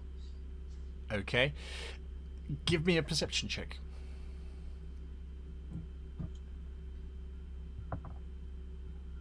Ooh, nice. 21. That's with disadvantage. Damn. 18. 18. As tired as you might be, you look inside. There's a strange candlelight that glows from within, and it looks like the chamber is covered in vast amounts of blood, and that there are small humanoids that have been used to create that. You need to give me a wisdom saving throw. Or... well... Gain another point of shadow as you see Yeah. that this is, without doubt, halfling hobbits that have been sent into this chamber and have been cut up rather badly. What? Party foul. Don't know. Well, I usually like to cause a bit of mayhem, but that's disgusting. Don't go in that room, Will. Don't go in there. It's You I hear a was small trying- sob from the bush. I was trying to tell you, there's lots of foot traffic, and there might be something unpleasant in there. yes, there's definitely something very unpleasant in there. Many bodies of the little people, you know, like Will over there. What? Nothing. Don't worry. No. Okay. What did you say? Yes, it's just very moldy in there, and it's disgusting. Don't go in there. Okay. It's awfully wet out here though. Perhaps we should go inside. No, it seems like it's just falling apart. I jump off my horse and move to try and close the door if there's still a door there. All right. Talisan, from where you are in the shadows of the trees, you realize that there's one tree. There is a white hand that was impressed upon it from the same clay that Dolan found whilst looking for it en route here from Angmar. It's starting to wash off, but it appears as if it was a mark of some kind, indicating from here directly into the doorway that Fenrir is currently looking out of. I'll bring this attention to the rest of the fellowship. All right. Come on, Anna. Dolan. Oh, sorry. No, I'm just like calling out to them and be like, look at this. But you go ahead. Sorry. Anna, you have done the calculations, and you reckon that if you climb up the tree 50 foot, you'd get the same vantage point, perhaps, that you would have from anywhere else, from the statue itself. Okay, and I will take this information and go look for either Dolan, Will, or Taliesin, because I'm a minor. I go down, not up. Taliesin, Elf, Huh? Dolan, Aye. Yes. What? see that tall tree there? That one? Yes. Aye. If you climb about 50 feet up that and look straight that way, that'll give you the advantage of the statue. Alright. Alright, let's give it a go then, shall we? You want to give it a boost? Climb that? I'll get you started, but I don't know how much that's going to help. You're going to try and climb the tree, Dolan? Aye, I'll try and climb the tree. I'm not that inept. All right. Now, because I've got disadvantage, if I'm getting help, do I just go with a normal roll? For the For the first, first 3 10 feet, maybe. Yes, and then thereafter you're dealing with a very wet spruce.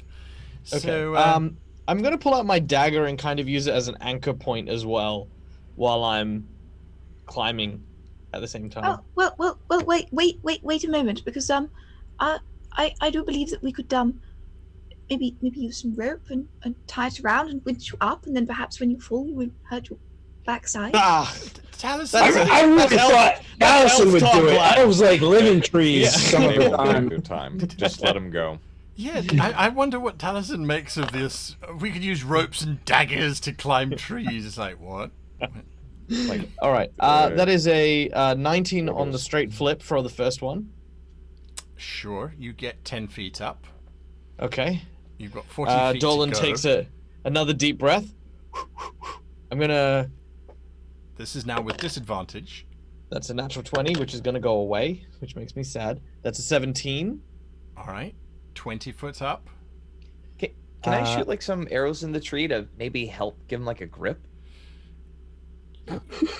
Don't roll one. It's a little ridiculous, but You may make an attack. Give me an attack with your bow there, Taliesin. Alright. Also, Tree. is this the same tree with the white hand as well? It's a different tree. Oh, it's a different tree. Yeah. Got it. Then I'll show them in a second. Alright. Dolan, don't be startled. It's a 20. By what? 28.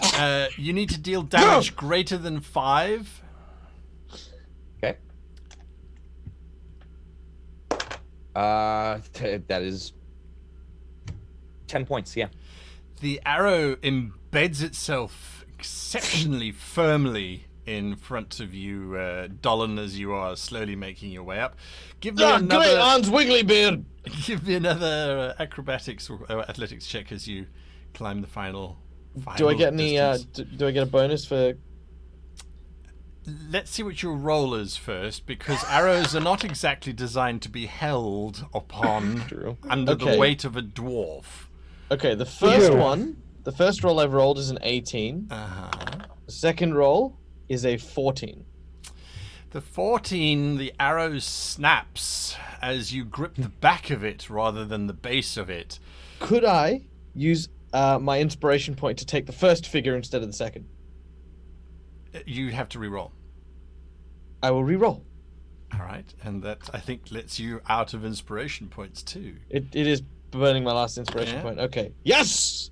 That is a 22. All right, you get to the height that you need to get to, and now what do you do? What do you... Ugh. I dropped the half of the arrow. Sure. Don't Continue grab to it climb.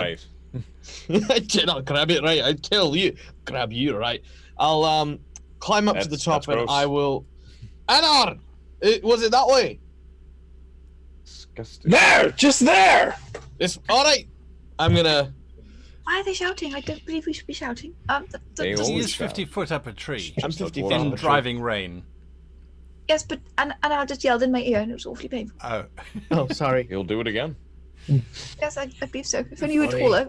Fenrir, what are you doing whilst this thing is happening? Travesty.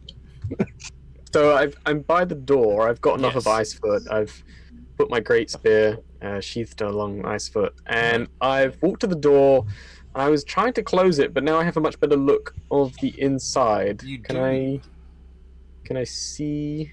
Yes. So More of the within inside? the space, you realize that someone has been using the halflings, and they weren't in very good condition as they're emaciated. They've been using the halflings to try and get past the traps that have been inherently built in this room, one of which is a particularly nasty spiked trap.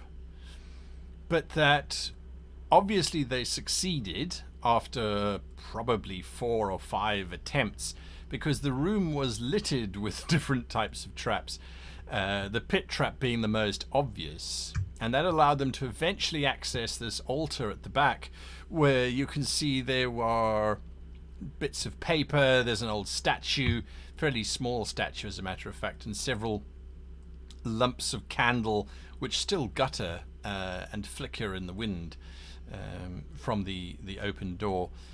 Give me a survival check, if you please. With disadvantage. Because you're not happy. I'm not happy. 15. The last footprints that lead into or out of this chamber are still wet. Whatever was here left possibly no more than half an hour ago. But by the looks of things, they grabbed some things off of the altar and then left. You'd have to get closer to the altar itself to see what they left behind, scraps of paper and the like. Okay. but there's no exit, there's no doors, there's no visible entrances. Or... It is a closed room. Let me reveal the walls for you quickly. Right. Okay.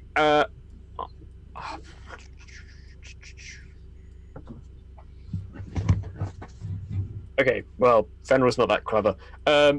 He's going to slowly make his way over to the altar, around the edges of the pit. You slowly start making your way towards the altar.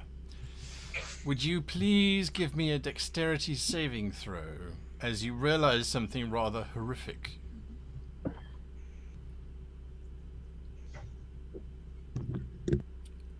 Gross germs. 9. Oh dear. No.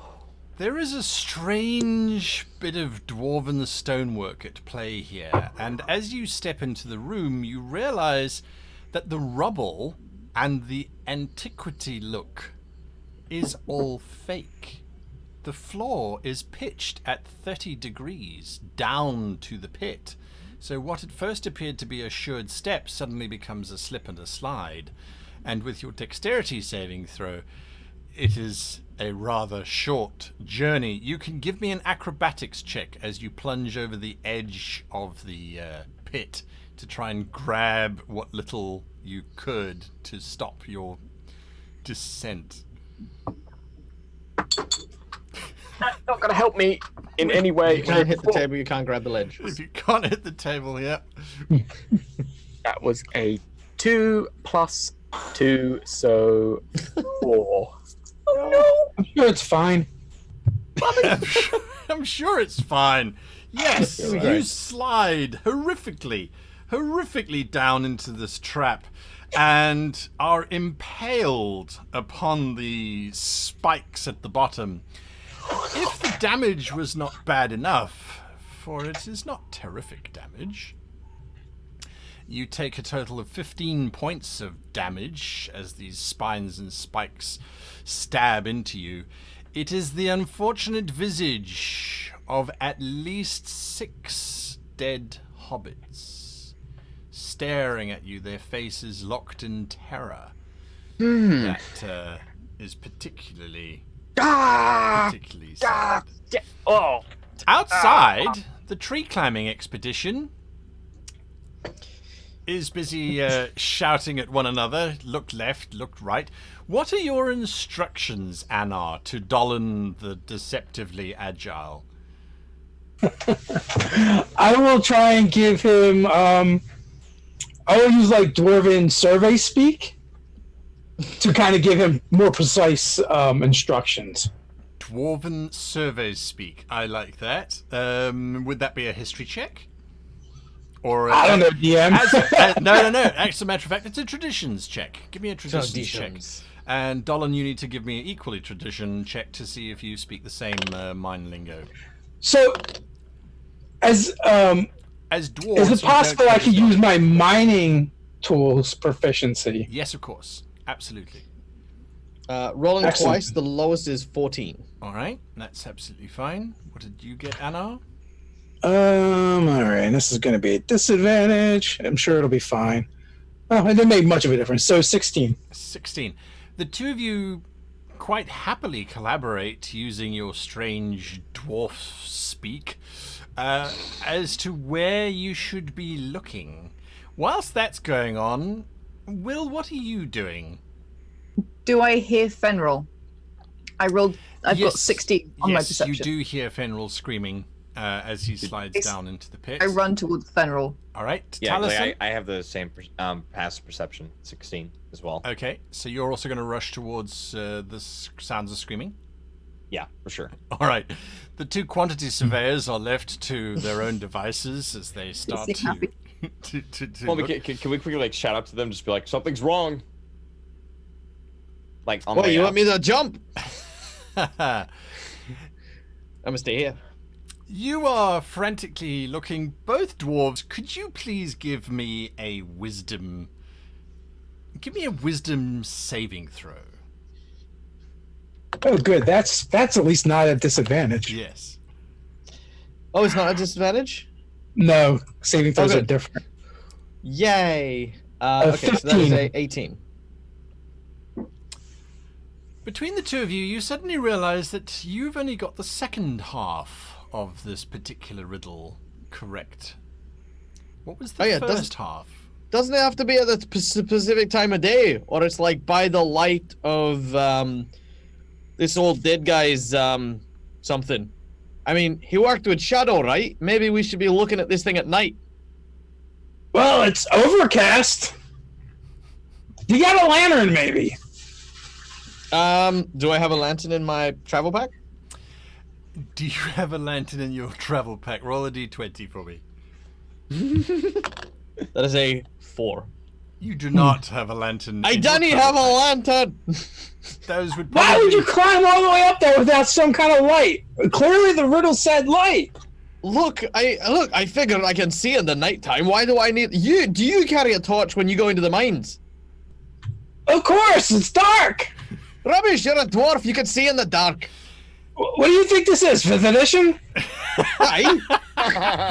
So We have low light vision. We do not see in the dark. You don't see I'm the a treasure hunter, I have night vision. So whilst this shouting is happening outside between the two dwarves, our focus shifts back to the impaled Fenrir.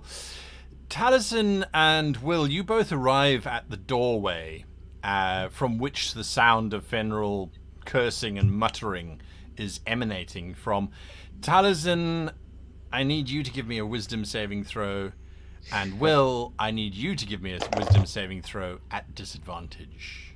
I just rolled a 16. Constitution saving throw and I got a 3, so I'm definitely throwing up whatever's happening next. Yes. What did you get, Taliesin? 16. 16 is just enough. You avoid gaining a shadow point. However, Will, you gain 2. No, wait. I rolled a natural 20 on my wisdom saving throw. Ah. I rolled a 3 on the self-imposed Constitution saving throw to see if I throw up. Yes. I throw up. I did also ask for your wisdom saving throw at disadvantage, however. So hopefully that Oh. 20 holds. No, it doesn't. Holy crap. 19. 19. So 22. It almost holds. You don't mind seeing fellow hobbits mauled, mutilated, and hacked up. It's just the smell that gets to you, and you are For the company of elves. first breakfast. Yes, Breakfast. Dolan?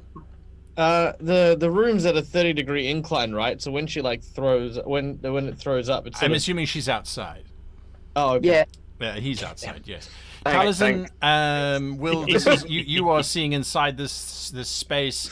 You can hear moaning coming from the pit. Fenrir, what are you doing? Ow. Oh my god, don't come in. There's a creature in there. No, I turn like don't look, but I see her puking. I'm like, I'm very badly Too late. impaled. Fenrir! I'll go to the edge. You're gonna go into the room. Yeah. Give me a dexterity saving throw. What? Wow, really decent rolls today. Nice. It's 18 plus. All right, you stand on the incline. You realize it's an incline, but you are not Whoa. affected by it. I got what was that? You That'd be like look down. You 22. can see Fenrir has been impaled through the leg, I suppose. I would Oh. very much like some help here. This hurt. Yes. Hold on. Will, what are you doing? Are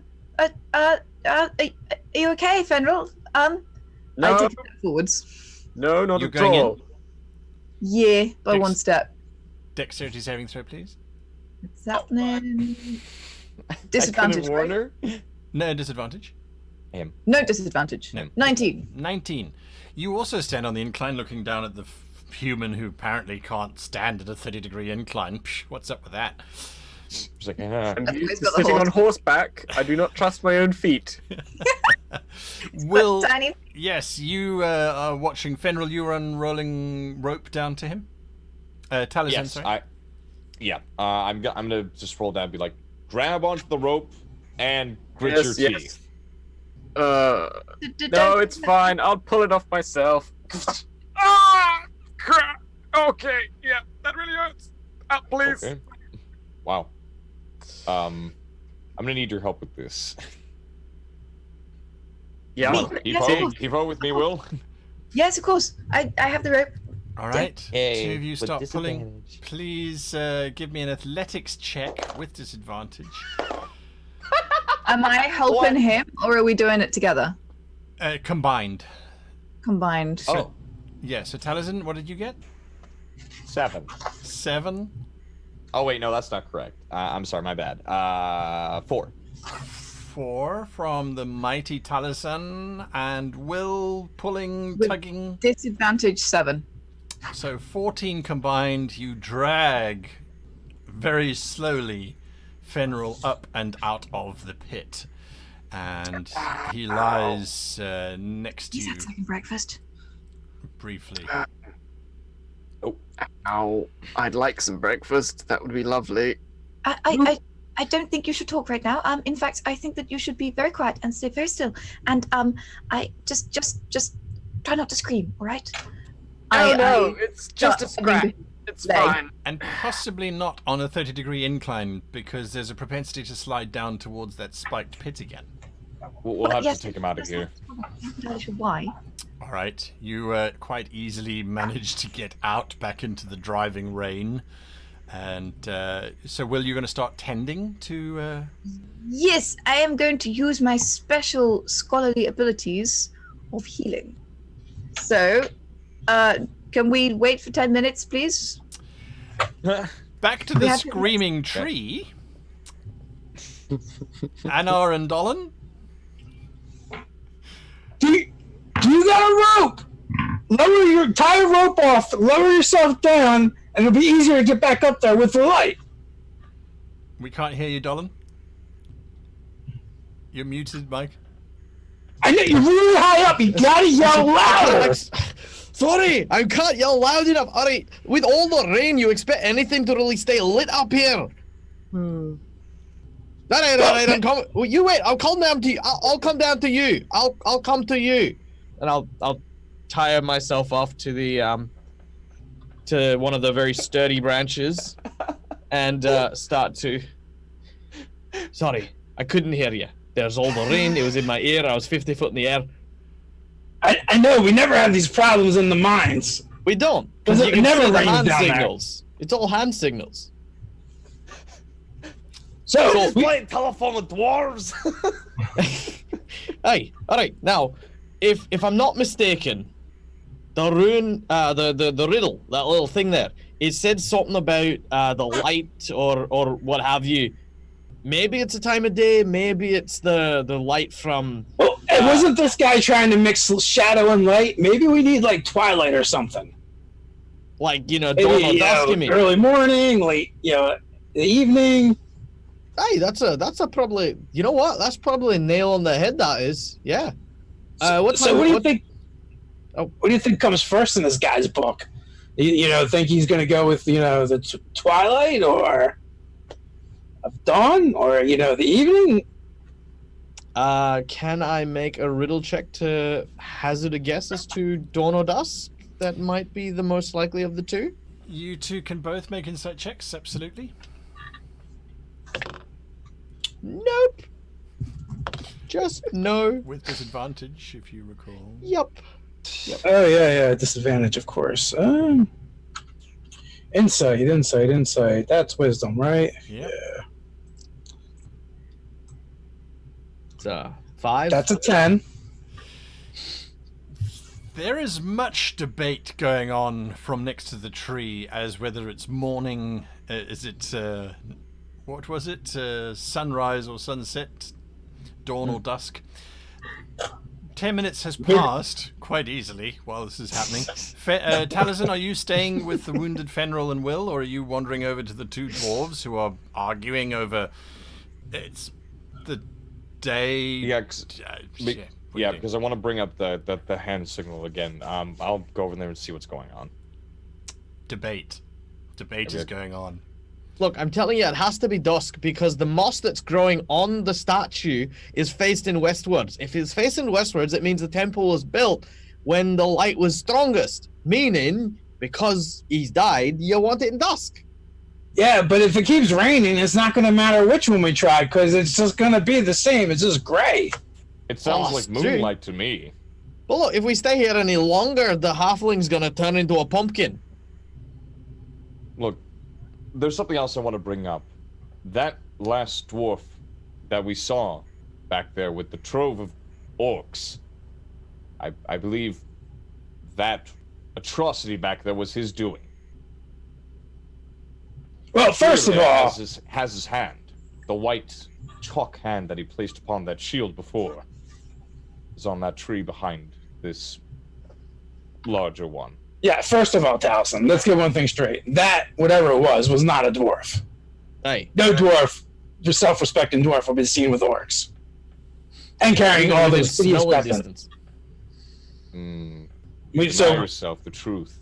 It may or may not have been a dwarf, but let's keep our mind open. Anyone the can fall prey to the shadow and madness, even elves. The footprints. yeah, but that not I- dwarves. The footprints that I saw earlier with the little footprints as well. Were the non-little footprints about dwarf size, or were they kind of bigger? The rain is so heavy that you would need to see these footprints on a hard surface or Okay. without this torrential downpour. Either any one of the three of you can give me a nature check, since you are talking about the sunrise, sunset, and weather. With disadvantage. Disadvantage. Even though I rolled a crit, making me sad. That's a 4. That is a 3. It's the did sky. roll a It'll 20. change when it wants to. Exactly. And I don't know about you, but I don't fancy sitting in a tree all bloody night. No. Maybe we should take a look into the tomb back there, or the the room. But be careful. There is an incline that leads into a spike trap pit, and there are a lot of dead hobbits in there. Oh, aye. How is our hobbit? Not dead. That's good. These things are looking up already. Excellent. Fenrir, As long as we don't go into that room and fall into the pit, we'll be fine. you are with Will. What are you two doing? Will, you're trying to restore. Yeah, so Will sort of looks at the wound and goes, pulls out a roll of herbs. And as he unrolls it, these incredible smells. It smells like the best stew you've ever had, along with the most incredible perfume and cake and like anything you could possibly want is what this thing smells like. It smells completely incredible. And Will sort of just frowns down at it and sort of looks at your leg and takes out a cloth and cleans a little bit. And this goes on for about 10 minutes of him salving and cleaning and tutting and muttering arrowroot and tangleweed and hagweed. I really should get some more of this.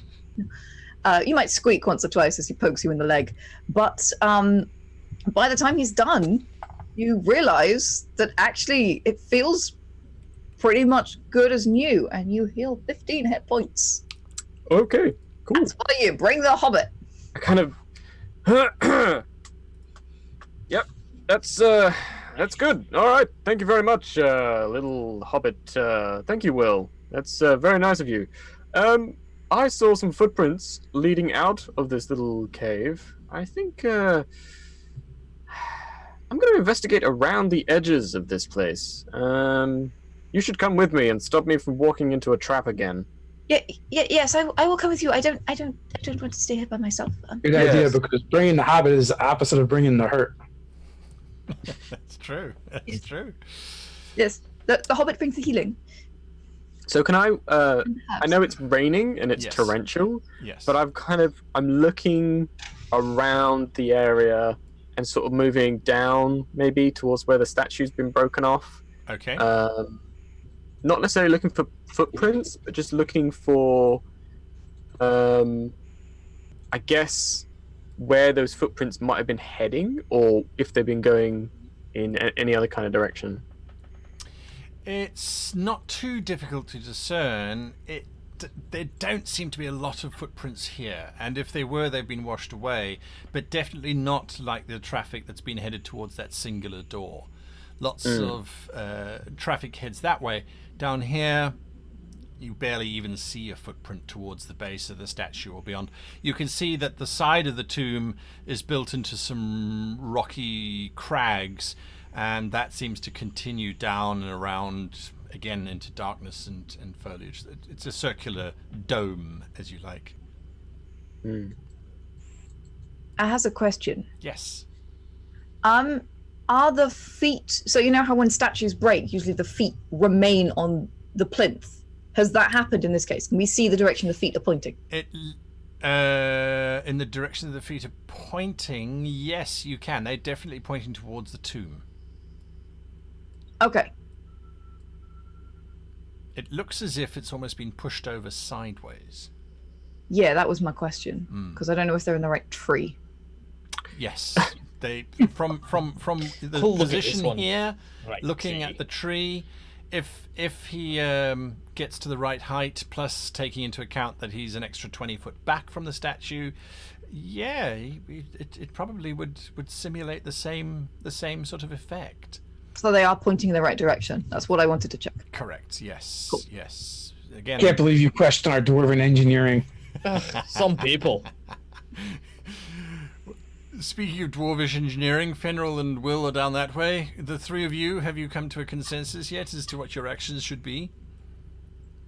Yeah, I suggested exploring the room some more, but we have to be careful because of the spike trap. Right. Dwarves? We can't do anything until this weather breaks. Well, you know, just a bit of a thought here. What if, like dawn or dusk, Dolan wants to consider where the shadow of the statue would be cast, like in relation to it, and whichever would potentially cast a shadow towards the, you know, the current tomb and stuff. If it's dawn or dusk, he wants to kind of maybe suggest we search the area where the shadow would be cast at about the eye level. Maybe. Because light, shadow, darkness, shadow over there where the eyes are, maybe. So, That's a bit of a stretch, but look, we got nothing else to do. Or like a sundial? Yeah, like that. Well, in dusk, let me just get my geography correct. In dusk, the shadow would be cast from the statue onto the tomb. Quite correct. Dawn, the shadow would be thrown away from the tomb back towards Angmar. So I want to try and predict where the statue, if it were erect, would be casting during dusk, and go to sort of that rough position and suggest to Anar, worst case scenario, maybe we can take an axe to it and see what happens. All right, that's going to take quite a feat of extrapolation in terms of going, well, if it was 42 foot high and that's a shadow from the sun, which is that high above it at dusk and at dawn and this, that, the next thing. So I'm going to require this, I'm going to make this a skill challenge because I think this is a great opportunity for it to happen. So from any one of you, this is a homebrew rule that I like to use. From any one of you, I need a survival check, please, because without the sun actually shining, it's a bit tricky to tell how high it would be when it first touches the statue. So I need a survival check from someone. I can help with that. All That's right, my thing. give me a survival check with disadvantage. Yep. Okay. Yeah. So that's going to be 18. 9 plus 9. 18 is a success. You managed to work out that the sun would hit the statue at a specific time, at a specific height. Someone else needs to now give me a history check, if you please. So, the direction that the shadow will be cast, Yes. that is like in the mountainside. So from where you are currently, if you were to look at the map and the statue would be standing, the shadow would be cast in a south easterly direction at dusk. So towards the tomb, but not directly onto the tomb, if that makes sense. It does. Okay. So someone needs to give me a history check, if you please. Could we use our stone cunning to gain a proficiency bonus on that history check? Yes, you could, because it's about a rather unique property of the stone. All right then. What is your intelligence bonus or your history? Not great. I've got a 1. I've got a 1 as well, so either one of us could do it. All right. Did you want to take this first one? And, Sure. So let's get this botch out of the way. Yep. I mean, and I already did the survival road, so I couldn't. You help. can't. That's an 8. An 8. Eight? That is unfortunately a failure. This stone doesn't seem to have any unique properties that you can certainly think of. That means from Fenrir, Dolan, or Will, I need a nature check, if you so please. Where is Will? Well, I Will is taking suppose. care of business behind a bush, but Yes, nature is so- not. Will's not too bad on nature. Yes, Yeah, I only sure, have a nature's +1, so Will would be the most suited. Is that what you're I saying? can roll for Will. Dolan, you don't want to try and take it? You think Will is the best choice to make the nature roll? Oh yeah, I am not a fan. I'm not a big knower of the natural world. I am a riddle solver and a lifter of things, more than anything else, and an arguer of dwarves. Points. Okay. Yep. Give us a roll in absentia. Disadvantage. Fenrir. Okay. Oh. Okay. Well, 9. With the +4? Oh no, with the +4 from Will. Yes. So that would be 13. So that's 13. Yeah. There we go. Will, you return in time to have God. the results of your nature check that you were voted to make. Good. Well As being a success. Oh, good. Yay! I have deduced a thing. You did. You deduced quite correctly that the base that the statue would have been standing upon has sunk into the soft mud as a result of the rain by a good 1 or 2 inches, which would make the calculations that the dwarves have so neatly put together needing to be adjusted ever so slightly. This narrows it down. You have 2 successes and 1 failure thus far. You need at least 1 more success before 2 failures in order to succeed on this. As you are looking as to where the shadow might fall, the dome of this tomb makes it difficult to exactly identify. As a result, I will need a perception check from those who have not yet rolled, which I believe is Dolan or Fenrir. I can certainly do a perception check. Yeah, but Yeah, you can. All right, and this is with disadvantage. Always, until you recover your exhaustion. Okay, so 17 and a 7. That is still a 16. 16 is a success. Yes. It is a success. By combining all of the bits, the pieces together, you work out that the entrance must be all the way down here on the oblique, and that it is hidden somewhere in this region here where Fenrir was wandering before. And as you all look in that direction, you don't see anything. It just looks like wall. But that's from the distance of the tree, the statue, and assumedly you've all moved together to have this convocation. Didn't you find this, Will? You found research on... No, that's what Elrond told us. An illusory wall? Yes, that's right. So the entrance is not the entrance. The false entrance is the real entrance, because the real entrance is not the real entrance. That's right. So it It's seems clear, like we're right? all in agreement that wall is actually an entrance. Oh yes, I think so. And I happen to know that the architect of the tomb, he used some very cunning dwarvish devices. So perhaps our dwarf friends might be able to spot it better than we can. I don't know if there's anything characteristically dwarfish about it, but it certainly looks like rock to me. Do you head down towards it? We do. All right. Or I do, anyway. I Really? suggest we should be careful. I'll follow behind. You make your way past these foreboding rocks that seem to make a natural walkway, if you will, and pushing past quite heavy foliage. Yes, excuse me. Dwarves, you realize that it is quite obviously a dwarvish door for the very reason that it is flawless in its construction. It's actually a bit shoddy, to be perfectly honest with you. Because it's so flawless, it's obvious, as far as you two are concerned, it must be a door. As far as Fenrir, Taliesin, or Will are concerned, it's more stone.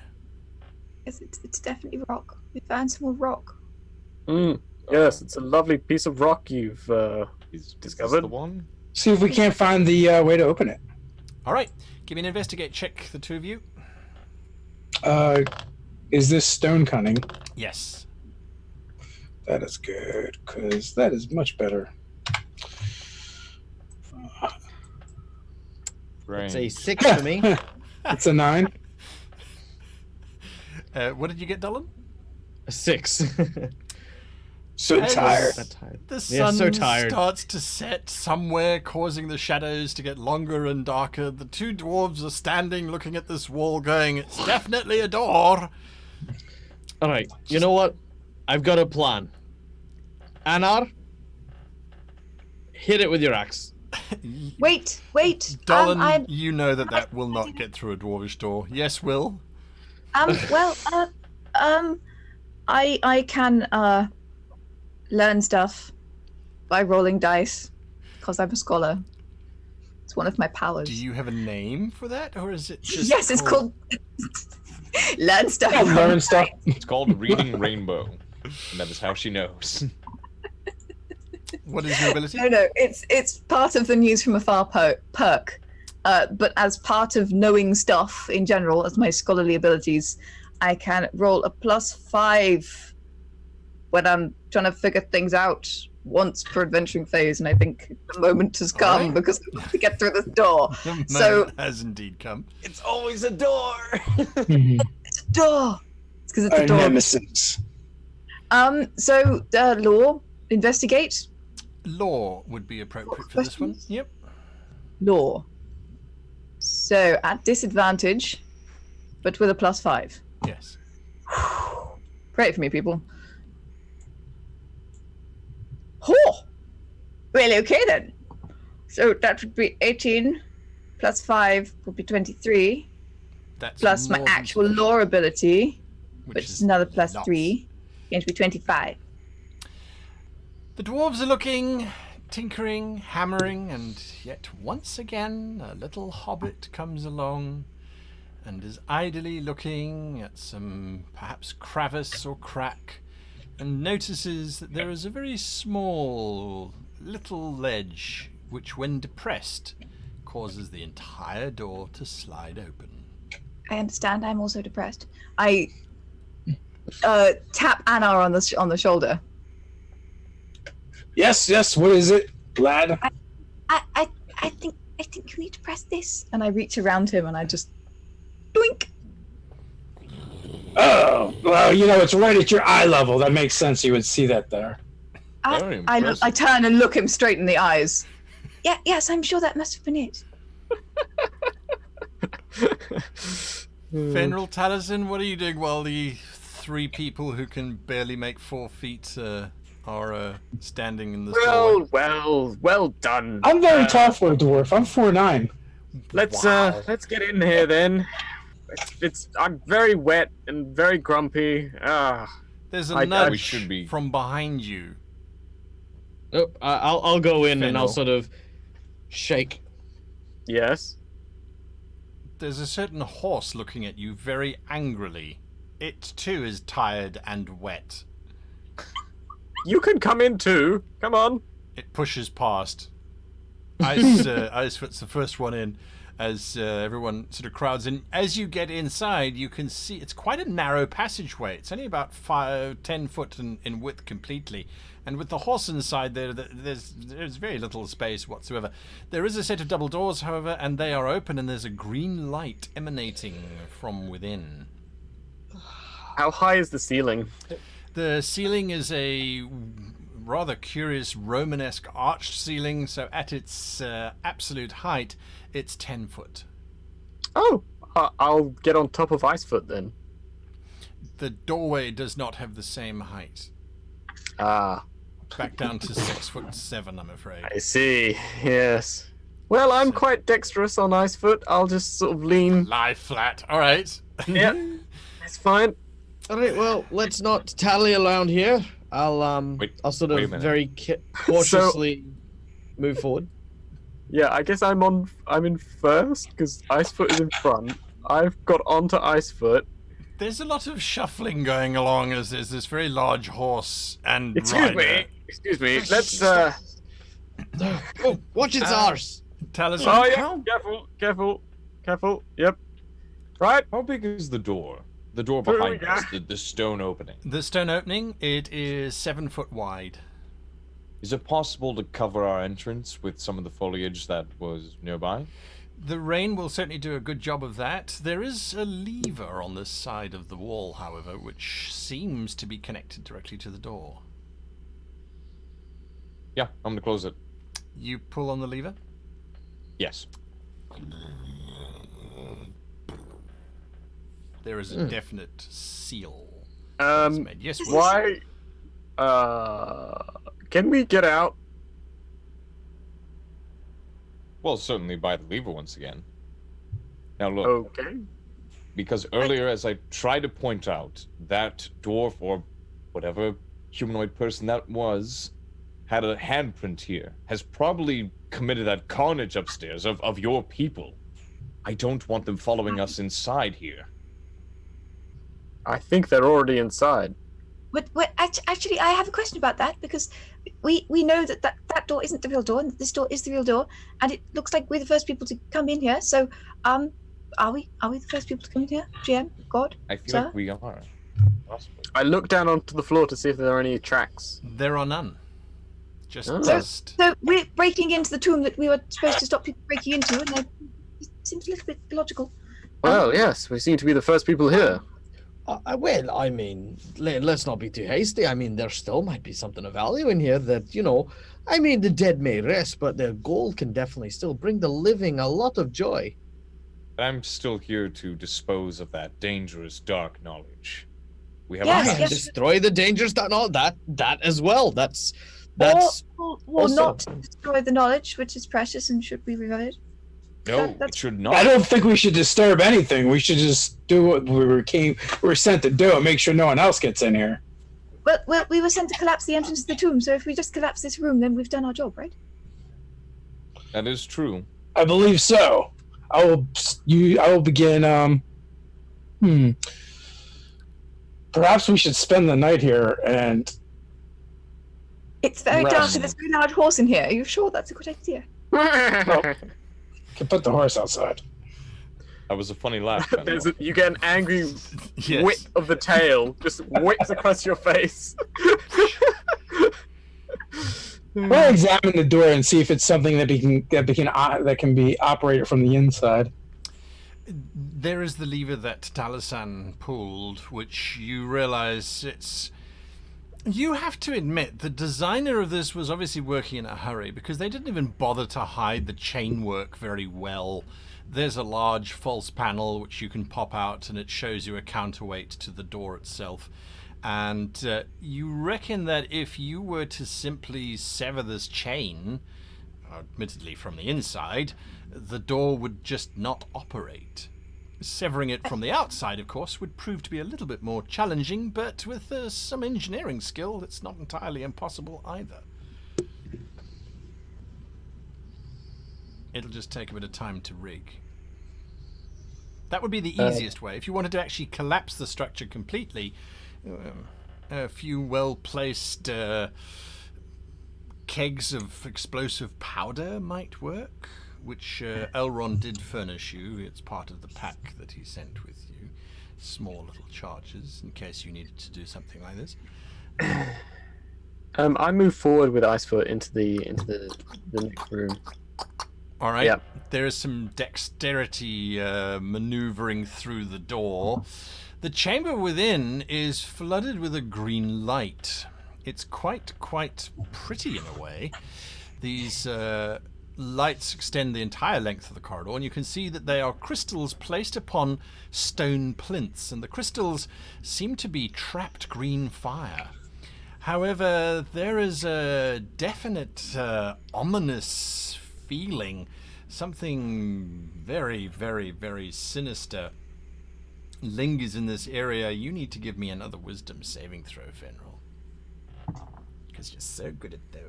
With wisdom? With advantage or disadvantage? No, just a regular. Then 20. 20? All right. Mm. You don't have to worry about gaining any shadow, but the green light, it seems to reach out towards you. I did, however, just roll, just curiously, for Icefoot and rolled 1. Your horse goes into a depressive mood. Which, As someone who has ridden horses in the past, when a horse is in a depressive mood, it basically just gets nasty. It bites, it stomps, it kicks, it snaps, it gets miserable. Well, mine used to do that. Yeah, so she was a horrid creature. I'd like to think that she made nice glue once. Video. Anyway, so yes, there is this rather angry Icefoot, or depressed Icefoot, I should say, standing in this green light. What are the rest of you doing? Anar, Dolan, Taliesin, and Will. The horse has gone forth. There are lots of doors that lead off of this corridor, by the way.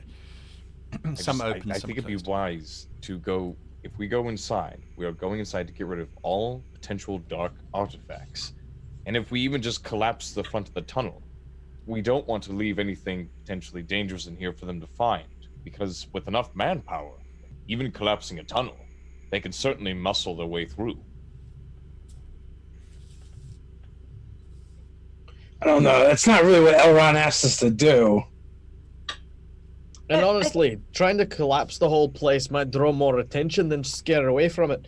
Loud noise, big new upturned earth. It wouldn't be hard for them to find, especially if they've got a dwarf traveling with them. Or at least whatever the hell that thing was. I think the best way is if we disable the door itself. Well, from the outside? Is that even It possible? is a way we could probably do it. I mean, if we set up like a chuck on the door once it's open, and then cut the cable, and then it land on the chuck, you then knock it out from underneath. Once We got the powder. We can put a keg in there. We can, make a easy line done. from the outside. Yeah. Good. So let's find those tomes, and I'll start the fires. Well, I suppose I we'll just set start up. kind of like walking out. As you step into the green light, wisdom saving throw. Yep. What are these rolls today, man? 21. All right, you're okay. As Anar steps into the light, this is not of dwarvish design. This is dark sorcery at foot. You can see that there is no way that these crystals are giving off this light in this particular pattern for any other reason other than something that's definitely not dwarvish. You gain a point of shadow. This is darkness at work. Dolan? There's something not right here. Yeah, no. No? You gain a point of shadow. And then finally, young Will, do you wander in? Yeah, once Taliesin goes in looking for the books, Yes, to burn. stand at the door, sort of gibbering to myself for a second. Sort of, I don't want to, but I really need to see those books. Fine, okay. Well, idiots. And I step through the door. Give me a wisdom saving throw. I'll roll with disadvantage. No, just regular wisdom saving throw. A 4. You gain a point of shadow. There is a dark feeling. It's as if the green light is trying to drag you towards it. It's a very ominous feeling.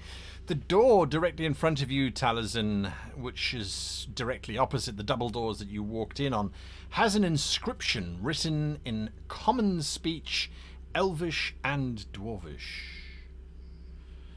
And it reads, "In light we see, in darkness we learn. From dark, light illuminates. From light, dark is obscured. From shadow comes understanding." Okay, I'm gonna write that down real fast. So in the light we see, in the darkness we learn. Yep. The light we see, the darkness we learn.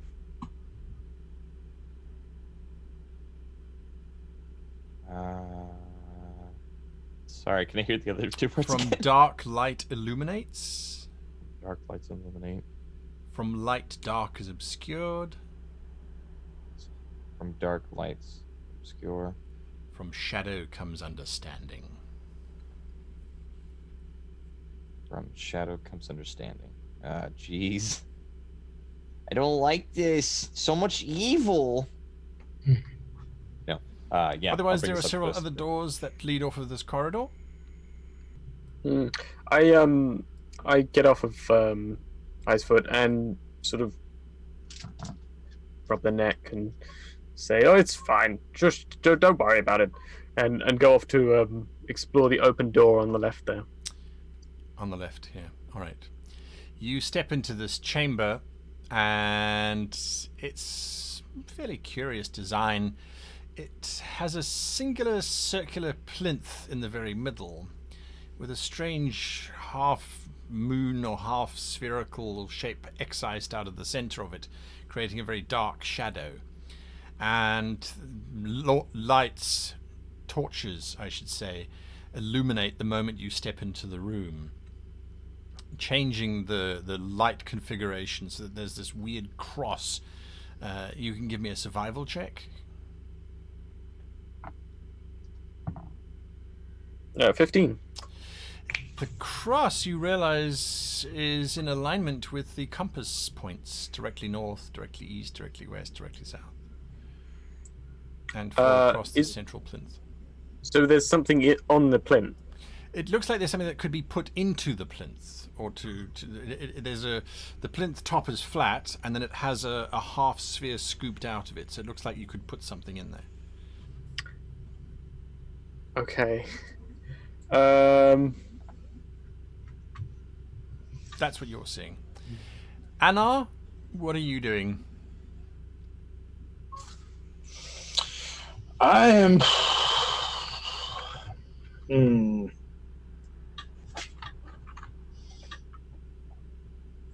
I want to examine each one of the cardinal points.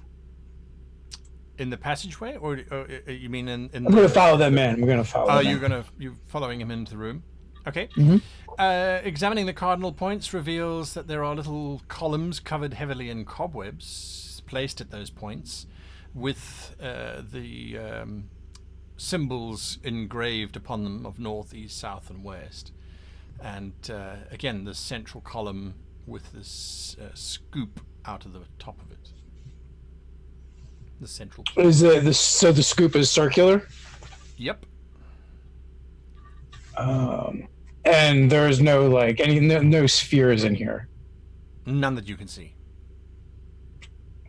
And is there? Let's see. Were there any other ways to go? Is there another doorway across Yes, from there? there's a doorway directly across from you, and then there's further doorways down to the south as well. I don't know. It looks like something goes in here. So perhaps some kind of device. Dolan, what are you Yes. doing while this is going on? Dolan's going to have a read of the inscription and try to decipher the riddle. Yeah, I was gonna bring that up to you.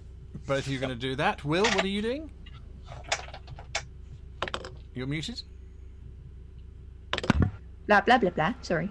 I have a quick look at the inscription to see if it says the same thing in each language. It does indeed. Yes. Then I ignore it. Okay. Like I've read the riddle. It's fine. I know that that's not my thing. I have learned that on this journey, and yeah, I'm gonna follow the dwarves because they're strong. I'm gonna follow Anna. Sorry, into the room. All right, you follow Anna into that room. The two of you are trying to work out what this could possibly mean. I need one of you to give me a perception check and one of you to give me an insight check. Sorry, yes, Will? Yeah, the I could take insight. lights. I'll get Yes. perception. They look detachable. In this room? Yeah, the round lights that are the same size as the round plinth on the dial. No, they're looks like they're little chambers of oil that fill and light up. They're not detachable at all. Okay, no worries. 24 on my perception. 8. So you're trying to figure out this riddle. Dolan, you're sort of pacing up and down. And what you realize is as you pace backwards and forwards, is that you step into pools of darkness and then light and then darkness and then light and then darkness and then light as you pace back up and down as you try and ponder this riddle. Trying to say something. Is trying to say something, yes. This seems important, what I am doing. Taliesin, you watch as Dolan stops, and you realize that in between these pools of green light, when he stops in the shadow, he looks particularly dark. But when he moves into the light, he gets much, much brighter. The difference seems to be almost unnatural. Like, wait, Dylan, hang on a second. Can you step back 2 paces? Okay. And then forward? Into the dark, How about here? into the light. Like this? Well, all we know is there is something fishy about these lights. Whenever you're stepping into just a bit of shadow, it's like you're almost blanketed in darkness. All While right. the light is the opposite end. All right. Which In is the strange. in the light we see in the darkness. Right, the but in dark the light- shadow we understand. All right. Well, how about you step in the light over here? Yeah. Yes. You All step I right. step in the light. light. And then I'll step in the light on the other side of the door. You step into the light on the other side of the door. Is there anything visible from this point? No, nothing visible from that point. But in shadow there's understanding. I step in the shadow next to him. So you step into that shadow. Yep, right next to him. Okay. Dolan, do you move? Maybe we both need to be in Light. shadow. From light dark. Yes, I'm going to step in the shadow as well. This shadow here? Yes. All right. So, Taliesin, as the two of you step into these points of light, the door, the top two, it looks like there's 5 bars in total on this door. Now that it starts to move, the top 2 bars open up. There's 3 bars left. Oh. Oh. That- Oh. Here's the thing. Oh. I We're must figuring look it out. others. Okay. We'll run back over to the others, kind of pull them out. Anna, get over here. I need your body. What do you need me to do? All right, stand over there, and I point at one of the dark spots. We need to All step right. into these, I don't know these why, small but circles we're just of gonna do shadow. Are the other 2 going to join in, Will and Finral? Yeah? If they tell us to, sure. Yeah, we're calling out to you. All right. Where Everybody. do you want them to stand? In the shadows. Okay. Each And pool of shadow. Will over there. Okay, yes. As This is you fine. take up position here, the door, all 5 bars slide open, and the door swings open, revealing a fairly plain chamber beyond. However, while standing there, I want you, Will, to please give me a perception check. Oh dear. Giant boulder.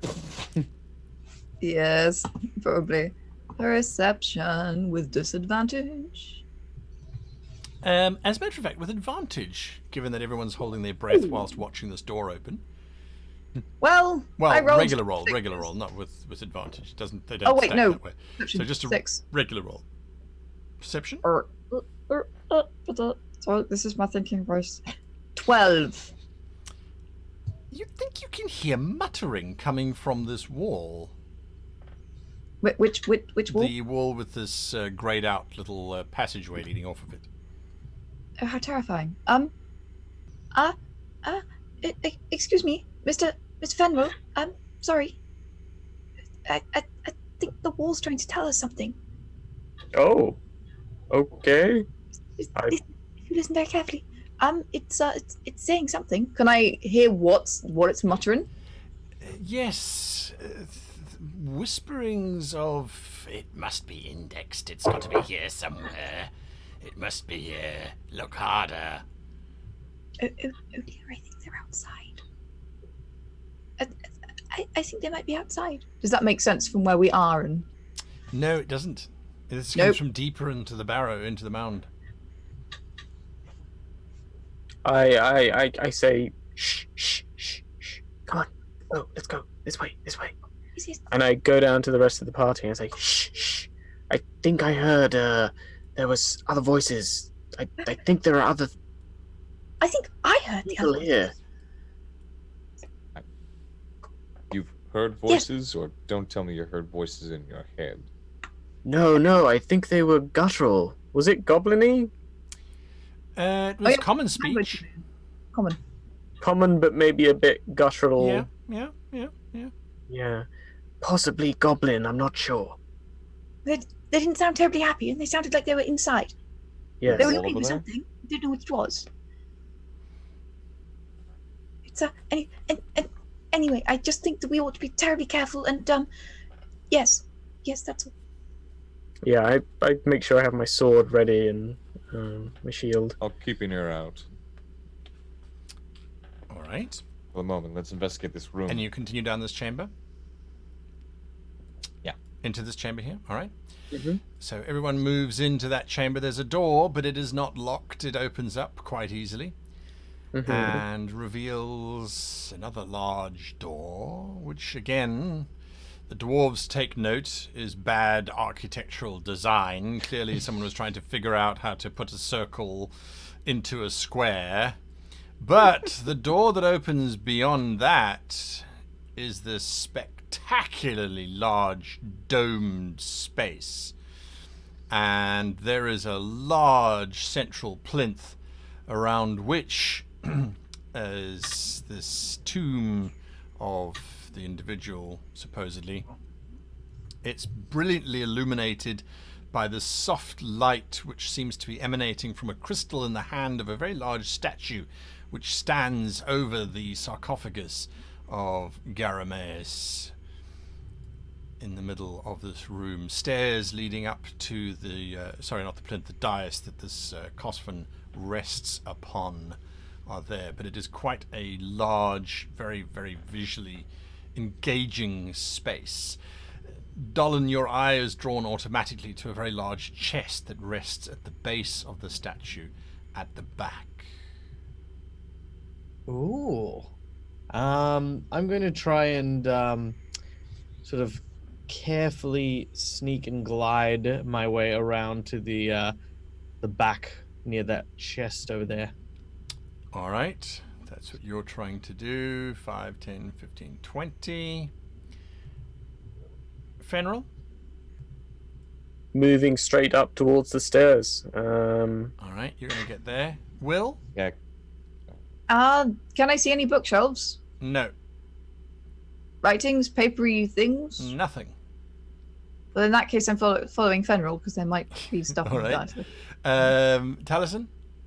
Do I notice the little troublemaker kind of sneaking off?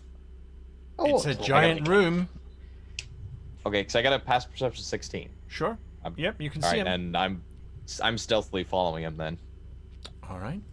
I've got a passive perception of 19. Quit following me. I'm following you anyway. Anna? Not letting me have that dog tomes. The white, are they globes? The white lights? These are actually columns. The light is emanating from. There's a statue in the middle that's emanating this light, and then there are 4 very large candelabras of wrought iron with candles also burning in them. Oh, I will make my way to the far side of the stairs. As in heading all the way to round the back? Yes. All right, so you're going to start going that way. 5, 10, 15, 20, 25 feet. Okay. As you are all approaching, there is a figure that rises from behind this coffin, or the sarcophagus, I should say. And the figure looks like a human for all intents and purposes. Rather well dressed, rather well presented. I welcome you to my humble sanctuary. What brings such an unusual arrangement of individuals here? He says. I get my bow ready. Garameus? You know me. My reputation precedes me. I'm afraid I have no such knowledge as to whom I am addressing. You're dead. This is a bit of a problem. They told you I was dead, did they? They were quite clear on that point. And who might they be, exactly? I'm terribly sorry to tell you, but I'm afraid everyone thinks you're dead. Well, since you were smart enough to figure out how to get into my tomb, and you were determined enough to get in, now we can all leave and prove to them all that I'm not dead. Why couldn't you leave before? A small matter of a misunderstanding, I assure you, he says, walking around to the front of the sarcophagus. No closer. Can I keep walking around the... Yes, you can. You get to the following chest. him. It's a very heavy-set chest with a rather large lock upon it. It does look like it contains something of great value. You continuing around this way, Anna? No, I'll stop where I am since All right. he's revealed. So, I think they mispronounced a word when we were at the place. They mistakenly said tomb, and I think they meant prison. Some might call it that. Others might call it a refuge, perhaps. Like a sanctuary? A sanctuary, yes. A let's go repository here. of knowledge. Do you serve the shadow? I do not serve the shadow. The shadow serves me. Oh, no. You must know that my research has been into all manner of shadow and light. I have discovered the true way, that which fools like that young elf Elrond would call mistaken opportunities, and that meddling old wizard might claim to be powers beyond our control. I think they're both wrong. But surely you are disciples of my work. That is why you are here. No. We are not. Yeah, it's just like that, only different. I'll take out the die from before, cover one of my hands in it, and then step out from behind the plinth and just sort of reveal my hand. No, but surely, with that symbol, you must serve the same cause. We do not speak so openly. Times are troubled for those who believe as you believe. And this is how we make sure that others are truly dedicated to the cause before we let ourselves be known. Give me a deception check, Dolan. I don't want to. I've Wait, got disadvantage and my lying is 0. Is it possible to help him with this? Do you have... Do I have advantage because I have the thing? How would you try and help him? I was just gonna like quickly like seeing where he's going with this like basically like follow up like we needed some help getting here, and we also wish to enlighten some more people on your work. Okay, that will take away your disadvantage, and with the white hand, I will say yes. You don't have disadvantage on this roll. Would you like some scholarly inspiration? I would love some scholarly inspiration. Okay, so I am going to give you a D6 inspiration by saying, yes, indeed. I mean, how many stories of the past have there been where one could not speak openly of such things that were of great import, and thus symbols and signs were terribly necessary in conveying information. It's a paradigm we see frequently throughout the history of the whole of Middle Earth. Indeed, yes. D6. There you go. Have fun. Okay. That's 14 on my own. With an extra 5 from the scholarly insight. Well then, there is no need for the standoffish nature if we are all friends here. I will fetch the tomes that are of importance to us and continue on our journey then. That'll make Master Taliesin here very happy. Indeed. It's always talked about. To where are we rejoining? There's an orcish camp not too far from here. We are to meet up with our forces there. I see. Then, in that case, be so kind as to bring that chest along with you.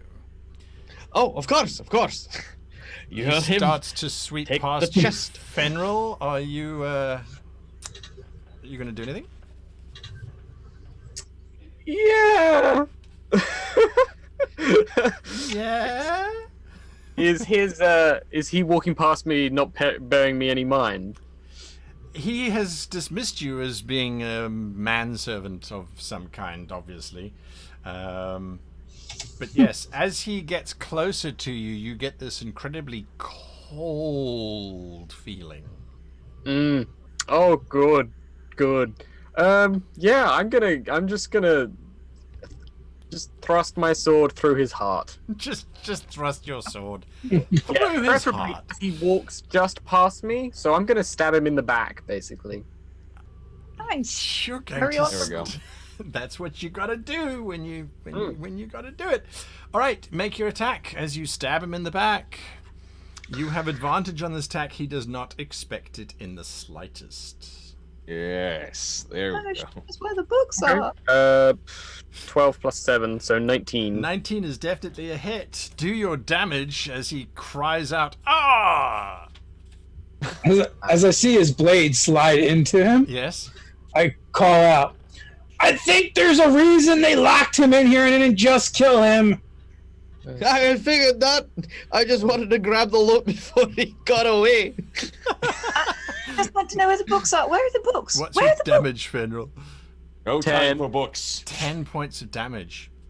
Okay, you slice into him, dealing 10 points of damage, and you notice that his flesh does not bleed. Yeah. No way. It slices almost like roast chicken. Right. Do I get another attack? Because I have 2 attacks on my turn. You can make 2 attacks, absolutely. Okay. Well, I'm just gonna try keep soaring away in there. Yeah. I mean, 11 plus 7, 18. 18 is a hit. and should we all roll initiative at this point? Getting there. 7. Okay. Damn it. 17 points. All right, on this attack, I need initiative from everybody, please. Yeah. Hell yeah. Oh, Not handling this. Oh, we have to yeah. spend these two. I'm gonna Yay. kill this real creepy guy. Woo. I got a dirty 20. All right, let's go through this. So, Dolan, you got 20, not natural. Taliesin? 7. 7. Will? 17. 17. Fenril? 16. 16. And Anna? I rolled 2 16s. Nice. 16 indeed. All right, so going first is Will. Sorry, Dolan. Dolan. You're grabbing the chest? Yes. I will grab the how heavy is the chest? You lift it up. It's a good 3.5, almost 4 foot in width chest. You heave on it. What's your strength? It's heavy. 14. It's heavy. Okay. All right. I'll sort of take it and say, all right, let's either fight this guy or leave the immortal thing that apparently the elves couldn't kill alone. Whatever we do, I'm taking this, and I'm gonna run with the chest towards the door. You're going to run with the chest towards the door. All right. You are encumbered quite heavily, and so you can do 25 feet. So 5, 10, 15, 20, 25. So that's where you get to. On that, where's my initiative tracker? Here we go. Will, you're up next. I'm going to gibber a little bit. Can I see where he was walking to get the books? Yeah, the same doors you came in on. Oh no, the books are outside. Well, they're not here. Okay, I'm going to delay my turn. I want to see what's going to happen next. So I'd like to act at the end of this turn if I can. All right. Let's just see. We've got Anna, who's got that, and Fenril, who's got that. You are acting first, Fenril. What are you doing?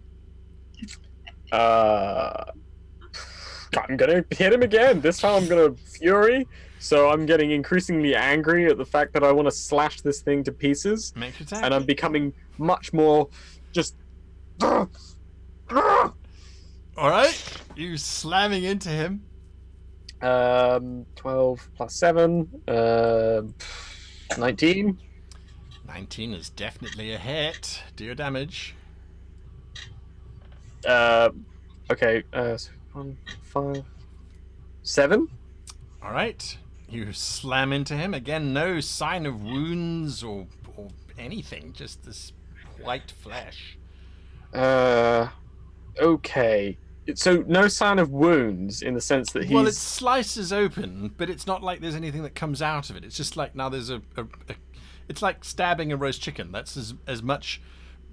Alright. Can I try and cut his legs off? Well, you can try and attack his legs. Yes, make an attack.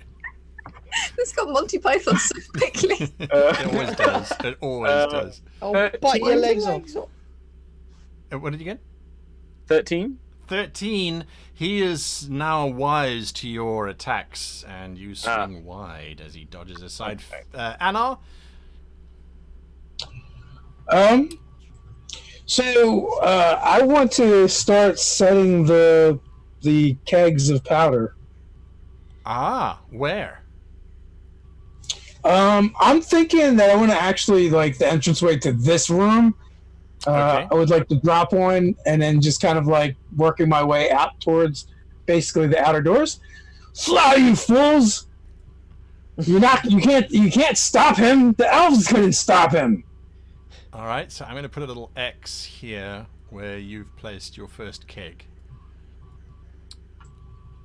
Okay, and then you placing it on the other side of the door, or are you just moving? You're moving into the hallway. I'm moving into the hallway. I don't know how many kegs we have. You have 4. Okay, so I guess either side of this passageway, and then okay, so another one here. Yep. All right, and that's your turn done at this moment. We then get to who's it? Oh yes, he now acts. He turns and he looks at you, Fenril, and he says, "You have learned nothing, so it would seem, little man. and he raises his hand, and as he does so, this black shape just emerges from the statue and lands on the dais, looking particularly wraith-like almost. And he looks back at you, Fenrir. Do not think for a moment that your blade would be of value to you. I do not stand in the light, nor do I stand in the shadow, but you will find yourself deep within the darkness very shortly. And with that, he swipes at you rather badly. It's not very good. He hits an armor class of 16. That doesn't actually hit. Scrapes because, across your armor. My armor class has changed since the beginning of the game because I changed that thing. But yes, that doesn't hit. All right. Did you attack recklessly? Yes. No. Doesn't that give him advantage on his attacks against you? Yes. So that was a 15 that he rolled. He only has +1. And his other attack is less. So yes, he missed. His hand sort of scraped across your armor. I laugh maniacally as I fury, just going ha ha ha ha, and just keep trying to hack away at his legs. What's your despair? You're certain when you find out what you're looking for, it will be better left unknown. Okay. Yes, Talasan, you are up. You've seen this black shadow coalesce now on the dais. And the dwarf legging it with the chest.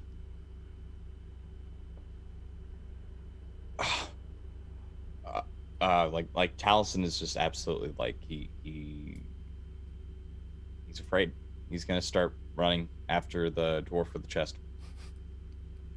You can catch up with him. He's not moving very quickly. It's obviously trying. Heavy chest. Trying. Just like, you don't know what dark magic is in there. Look at what he's procured. You don't know what's in this chest. It might not be dark magic. It might be shiny. We don't know that. Put it down. We have to run. Leave it. I'm running. I put the bow up to his face. Drop the chest and run. On his initiative, he may or may not act. Let's see. Will, you are holding until the very end. It is the very end. Yes. So I guess I'll hold an action to attack if he doesn't drop the chest. The chest. But I do barter and I'll give you this. I lift up. It is actually a very precious necklace of silver and jewels from the king. Long time ago. And it's in my equipment like a jewel necklace. But I will give you this if you leave it. And then that's it. Will, you've seen all of this going on? Yes, I have. Fenrir is scaring me, and I don't know what Dolan has, and this man is also scaring me, and there's bits of him hanging off, but he's not bleeding, and I don't like it. And what's that thing on the dais? And I don't like this, but there are books out there, so I'm going that way. And maybe the books will tell me how to kill this thing, or shut the thing, or I don't know, but I'm going after the books. So I'm going back through the door after the books. You're running, and you run past Anna setting kegs back out into the green corridor. Yes. All right, I think that's as far as you get. As he runs by, get out! You need to get out! I'm getting out. That bad things happening, and that's just Worse things are going to be happening in here soon. All right, that's as far as you get. Back to top of the round. Dolan, there is a bow pointed at your face. Dolan sort of looks squarely at it. His eyes furrowed, his brows thick. He looks at the jewel that he's holding up, and he goes, "Well, you should have led with that." And throw the chest away. Boom! It lands heavily. Let's go. And then you leg it to the door. Oh, you leg it. No. You get to Anar. You can see he's setting his charge. Oh, do I have enough action to set another charge that he's got? No, because you had to double move to get there. Oh, okay, then yep. Yep. I'll give him words of encouragement. All right, Anna, we've got this. All right, we'll send this foul, whatever the hell it is, back to Kingdom Come. He wants to stay in shadow. We're gonna brighten up this whole bloody room. Will, Yes. you running? You're not holding your action anymore, so you're back in initiative. I'm not. Tell me how many doors I passed in this corridor. This corridor contains, there's the open door which leads into that room with the strange circular thing. Then there is the door to the left. You're not sure where that goes. And then there's a door to your immediate left, I should say. You're also not sure where that goes. And then there's the double doors directly opposite you, which do lead somewhere. So you've got 2 doors up there, and then 1 door down here. I'm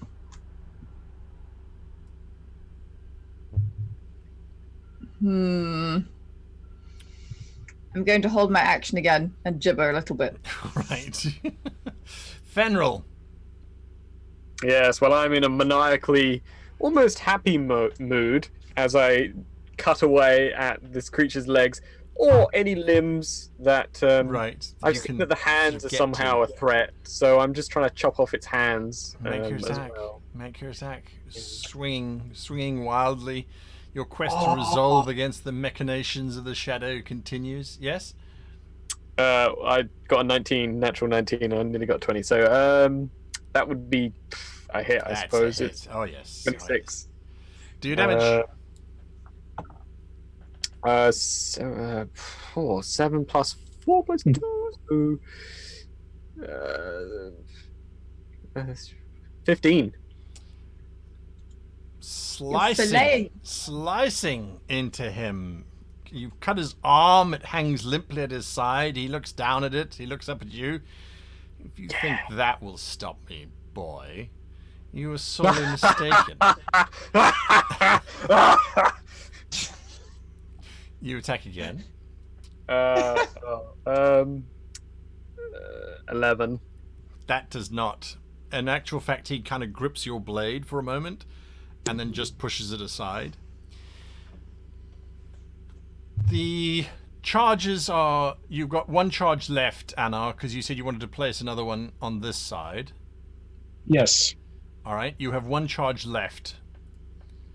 I'm saving that one for the door. So you're going to run past everybody? Yes, pretty much. Let me go here. You're going to run past everybody. All right. So you rush past. You see Will standing there sort of gibbering slightly. Can I try and grab him and just pull him along? If you don't want to set a charge this round, yes, you can. I will action surge. Okay. That's a thing. So, Will, are you going to resist as Anna grabs you by the shoulder?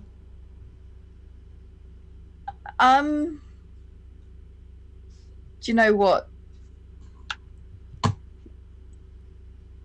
I did, and I rolled a 2. A combined bit of difference. So essentially what happens is Will is sitting there, and as Anna grabs him by the shoulder and pulls him, he's like, but the books, I don't know, I'm not sure I like this. All right. So, with disadvantage, I got a 24, so I just kind of scoop Will up. Will is but a there's leaf a hobbit on the flying wind. behind you like a flag. Yes, absolutely. That takes us to the creature. Can't read it if you're dead. It seems like Garameus begs to differ. She's got you there. Did I skip? He's time? not No, dead. Tal is an Immortal. The shadow drifts down towards Fenril, and now you are being flanked by this individual. He looks down at you and he says, "One day you will understand. In time, you too will take your message to your people." The rider mark, by the look of your dress, he says as he... I mean, this guy is quite intelligent, so I'm I'm sure he's talking to pretty much a brick wall at this point. My eyes are bloodshot, and I'm just like, and he's very calmly saying, "Yes, yes." And I'm just like, "There's nothing there." He looks over at the shadow. The shadow nods. Talisan, you're the only one who's left there. You see the shadow. Its arms coalesce into what looks to be a very black-edged blade. And it tries to strike into the back of Fenril. But you notice that the strike doesn't look as if it's intended to be deadly. More as if it's just intended to hit. So here we go. The shadow strikes. It hits. Oh, it does not. It only hits an armor class of 13. I don't think that's sufficient to puncture through your armor. I have an armor class of 20. Yes. You roll aside. You duck aside as it completely misses. The individual standing in front of you, he starts to walk away from you. You get an attack of opportunity. He starts to walk towards the doors. Yeah. As he starts to move away from me, can I grapple him? Well, you get an attack of opportunity. Okay. Yeah. Because you have a All sword right. Well, in this your time I definitely want to try and chop off one of his legs. Make your attack. 20. It's a hit. Do your damage. Poor Fenril, he's hacking away at this monster. I know. It's 8. 8 damage. Yep. It's good damage. This sort of cuts into his thigh. He doesn't even. I was only aiming for a foot. Can I get a foot? Mid calf. Aww. Mid calf. You cut his leather boot. Taliesin. Seeing the wraith-like creature really nerves him. PTSD, basically. Runs towards the exit to try and cut him off from leaving. Yep, you get there. Okay. He looks at you. Stay back, you creature of shadow. And I'm gonna hit him. Make your attack. I hope you do. That is 24. That's a hit. Do your damage. Wow! And would he be an agent of shadow? He is. I mean, yeah, cool. So, all right, cool. So far it's been 10. It's been 10 damage all day. So another 10 points of damage. The arrow buries deep in his chest. He looks down at you. You elves and your bows. When will you learn? You will be put down.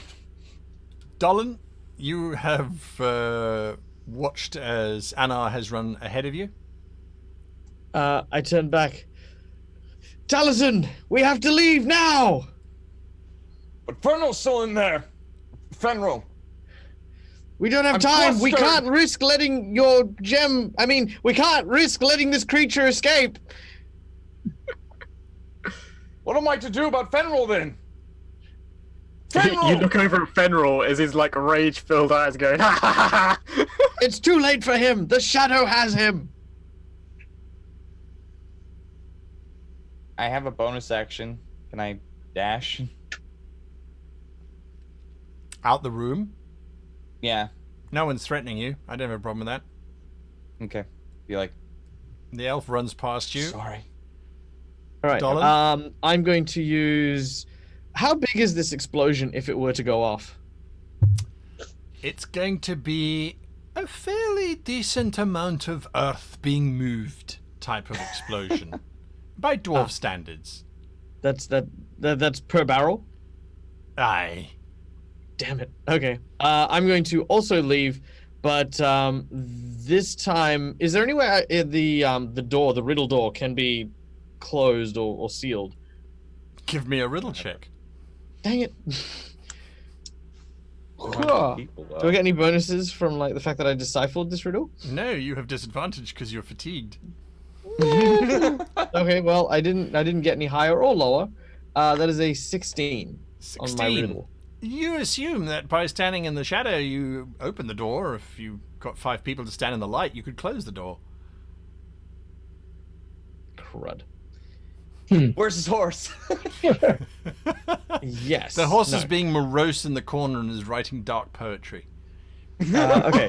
Well, I'm going to use. Okay, so I've used my bonus action to move. I'm going to use my second action to move up to the door, the main entranceway, the hidden All right, one. you can. And I'm going to see- use my action to open the door so we can get out. Sure, door is open. Not a problem whatsoever. Will, I am at the beck and call of anarchy. How to handle my collar. all right. 24. I rolled a 2. I have very little choice right now. What's happening? Back Let's to put- you, Fenrir.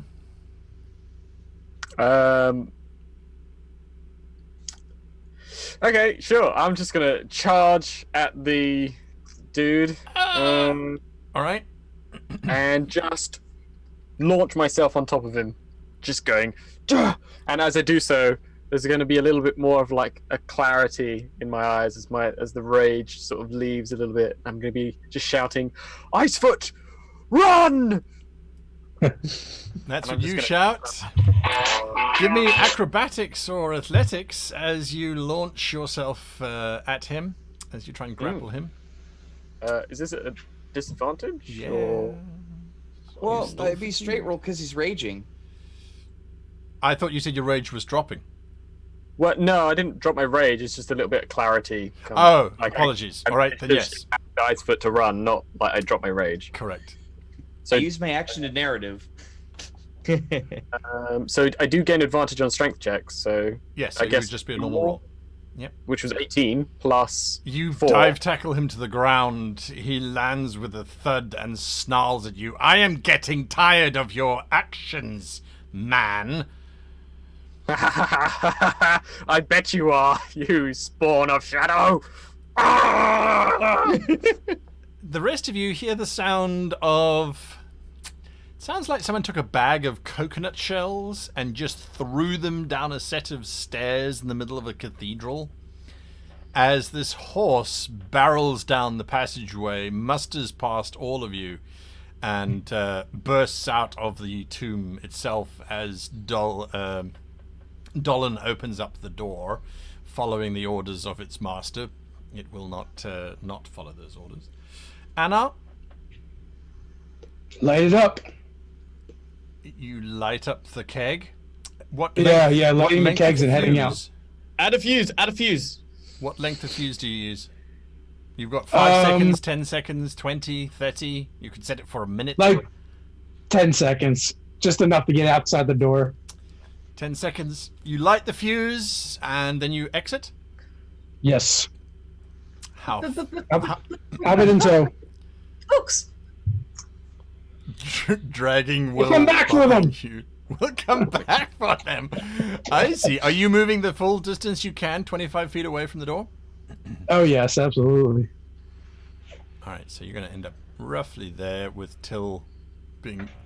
Will being dragged along behind you. Dolan and Taliesin, are you also exiting? Yep. Yes. If possible, I mean, if Yeah. I pull the lever to close the door, does it shut instantly, or will I have time to like roll out? You could have time to roll out, yeah? Yeah, yep, I'll do that. I'll pull the lever and then roll out to try and suppress the force of the explosion with the door. And from down the corridor, as the door slowly grinds shut, we hear the voices of this individual and Fenrir. What do you say, Fenrir, as the door seals shut? Well, it looks like one of us was wrong, weren't we? Now we're both gonna go and see the Valar. And then there is an almighty explosion that rips out parts of the wall. All of you have rushed to take cover behind these structures as this get down as this building collapses. There is no doubt that whatever was in has been sealed up or blown to pieces. What has become of mighty Fenril, we do not know. But he is surely buried within that chamber, as is the creature known as Garameus. Will turns to Taliesin and says, I hate to say I told you so, but I did. I told you so. The rain What- continues. What did you tell him? Well, And I also feel like we were lied to. I feel like Elrond pulled one fast one on us.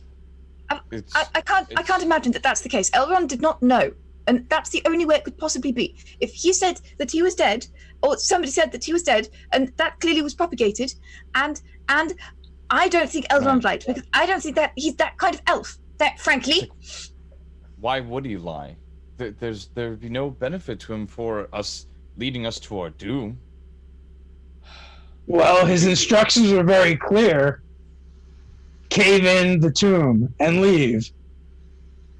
Dolan takes off his leather hat and he holds it to his chest and he says, "Aye, and that we did, but at what cost?" Fenril saved us. Well, had we just blown the entranceway, we could have all just left. yes, that was rather my point. We've had a terrible loss today, but we have stemmed one of the servants of the shadow, and I suppose that is a good thing, even though we didn't get to read the books. I will take Icefoot back to his home. I give the necklace over to Dolan. I made a promise. I don't feel the same when treasure comes at such a high price. It's like ash in your mouth. I'll go with Anar and we'll give it to any family that he might have had. Help them on their way a bit. I think I would like to come with you. I feel rather terrible that we couldn't save Fenril, and I would like to help his people in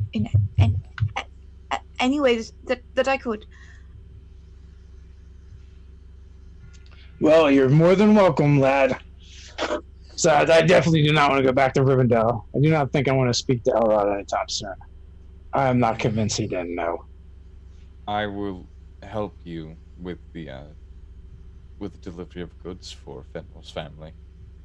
But then I think I will say goodbye to all of this. And thus our fellowship makes its way slowly back through Angmar, and we enter into the fellowship phase, where the characters go on their various journeys. In this case, a very somber return to the halls of the Rohirrim, perhaps, to Icefoot's home, where it might be reunited with its herd, even if its master is lost. The horse is definitely depressive. And that brings to an end our playthrough for Adventures in Middle-earth. Not the happy ending I was hoping for, but one can never anticipate these things. I suppose Sean Bean would play Fenril in the remake of Yes, absolutely. I think it's a fitting character for him to play, and yeah. There we go. Most of us completed the quest. You did, absolutely. We did. You absolutely did.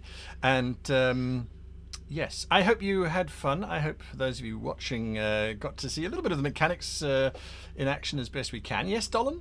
What was in the chest? I have to know. This is a one shot. You can't keep it in And we'll suspense. never come back to this. You'll never know. No. Should I I wanna tell know. him? Should I tell him? I should tell Tell him. me. Quick, I'll do a riddle check. Do a riddle check, yes.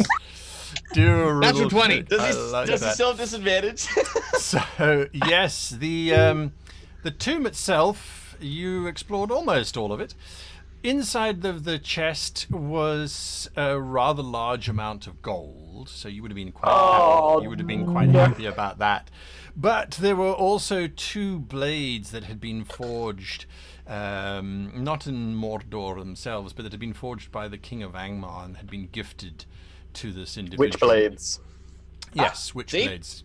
Those And, blades. Been cursed. they were They would have been bad if you'd found them, but there was a chance that you did not anticipate that Garameus was an evil individual, and hopefully you then discovered that once you opened the chest and the witchblades that were contained within. The library that you were so desperately looking for was linked all the way up here on the map. Oh, Hopefully because it there will- is a little tunnel there. There's a little tunnel. That was the Oh, whispering no. that you The heard. tunnel whispering was we were Correct. supposed to go through the little tunnel. Yeah, but it's a fairly large library, contains some interesting books in there. And then all the way down here was another smaller library, which was mundane books. And then a treasure room with a great big pile of gold in it. Oh my god. I feel like this has happened throughout the whole quest so far. Like, everyone's disappointed except for Anar, who's just kind of like, yep, adventure. That's how it is. That's it. What was the room with the depression inside, with the sphere? This. Yeah, This- that. Yes, Oh, yeah. this room was designed to contain a palantir. To allow sight and communication with the north, the east, the south, and the west. It was meant to be That's a hub. cool. But the palantir Oh. was taken, it was gone. Oh, that's Yeah, cool. he did not. Oh, that little dwarf Yeah. took it. And then a typical empty room with crates and boxes in it. Because you've always got to have that, right? Burn them down. So, Evil yeah. boxes. Yes. Anyway, all right. So thank you for watching. Thank you to my wonderful GMs for participating and keeping me on the straight and narrow. And hopefully this has given you a little bit of insight into some of the mechanics. There are much more in-depth mechanics that the book brings as well. If you have not watched episode 1 and 2 of Game Masters Play, that's our reviews, our interpretations of the Game Master side of things as well as the player sides of things. And the next week will be the final review where we answer the 25 benchmark questions as to whether this is an RPG that is worth getting into or not. There are a lot of supplements that go with it. There's lots of in-depth information, so look out for that review next week. Until then, however, to all of you and to all of my wonderful GMs, thanks for playing and thanks for watching. Right, thanks everybody.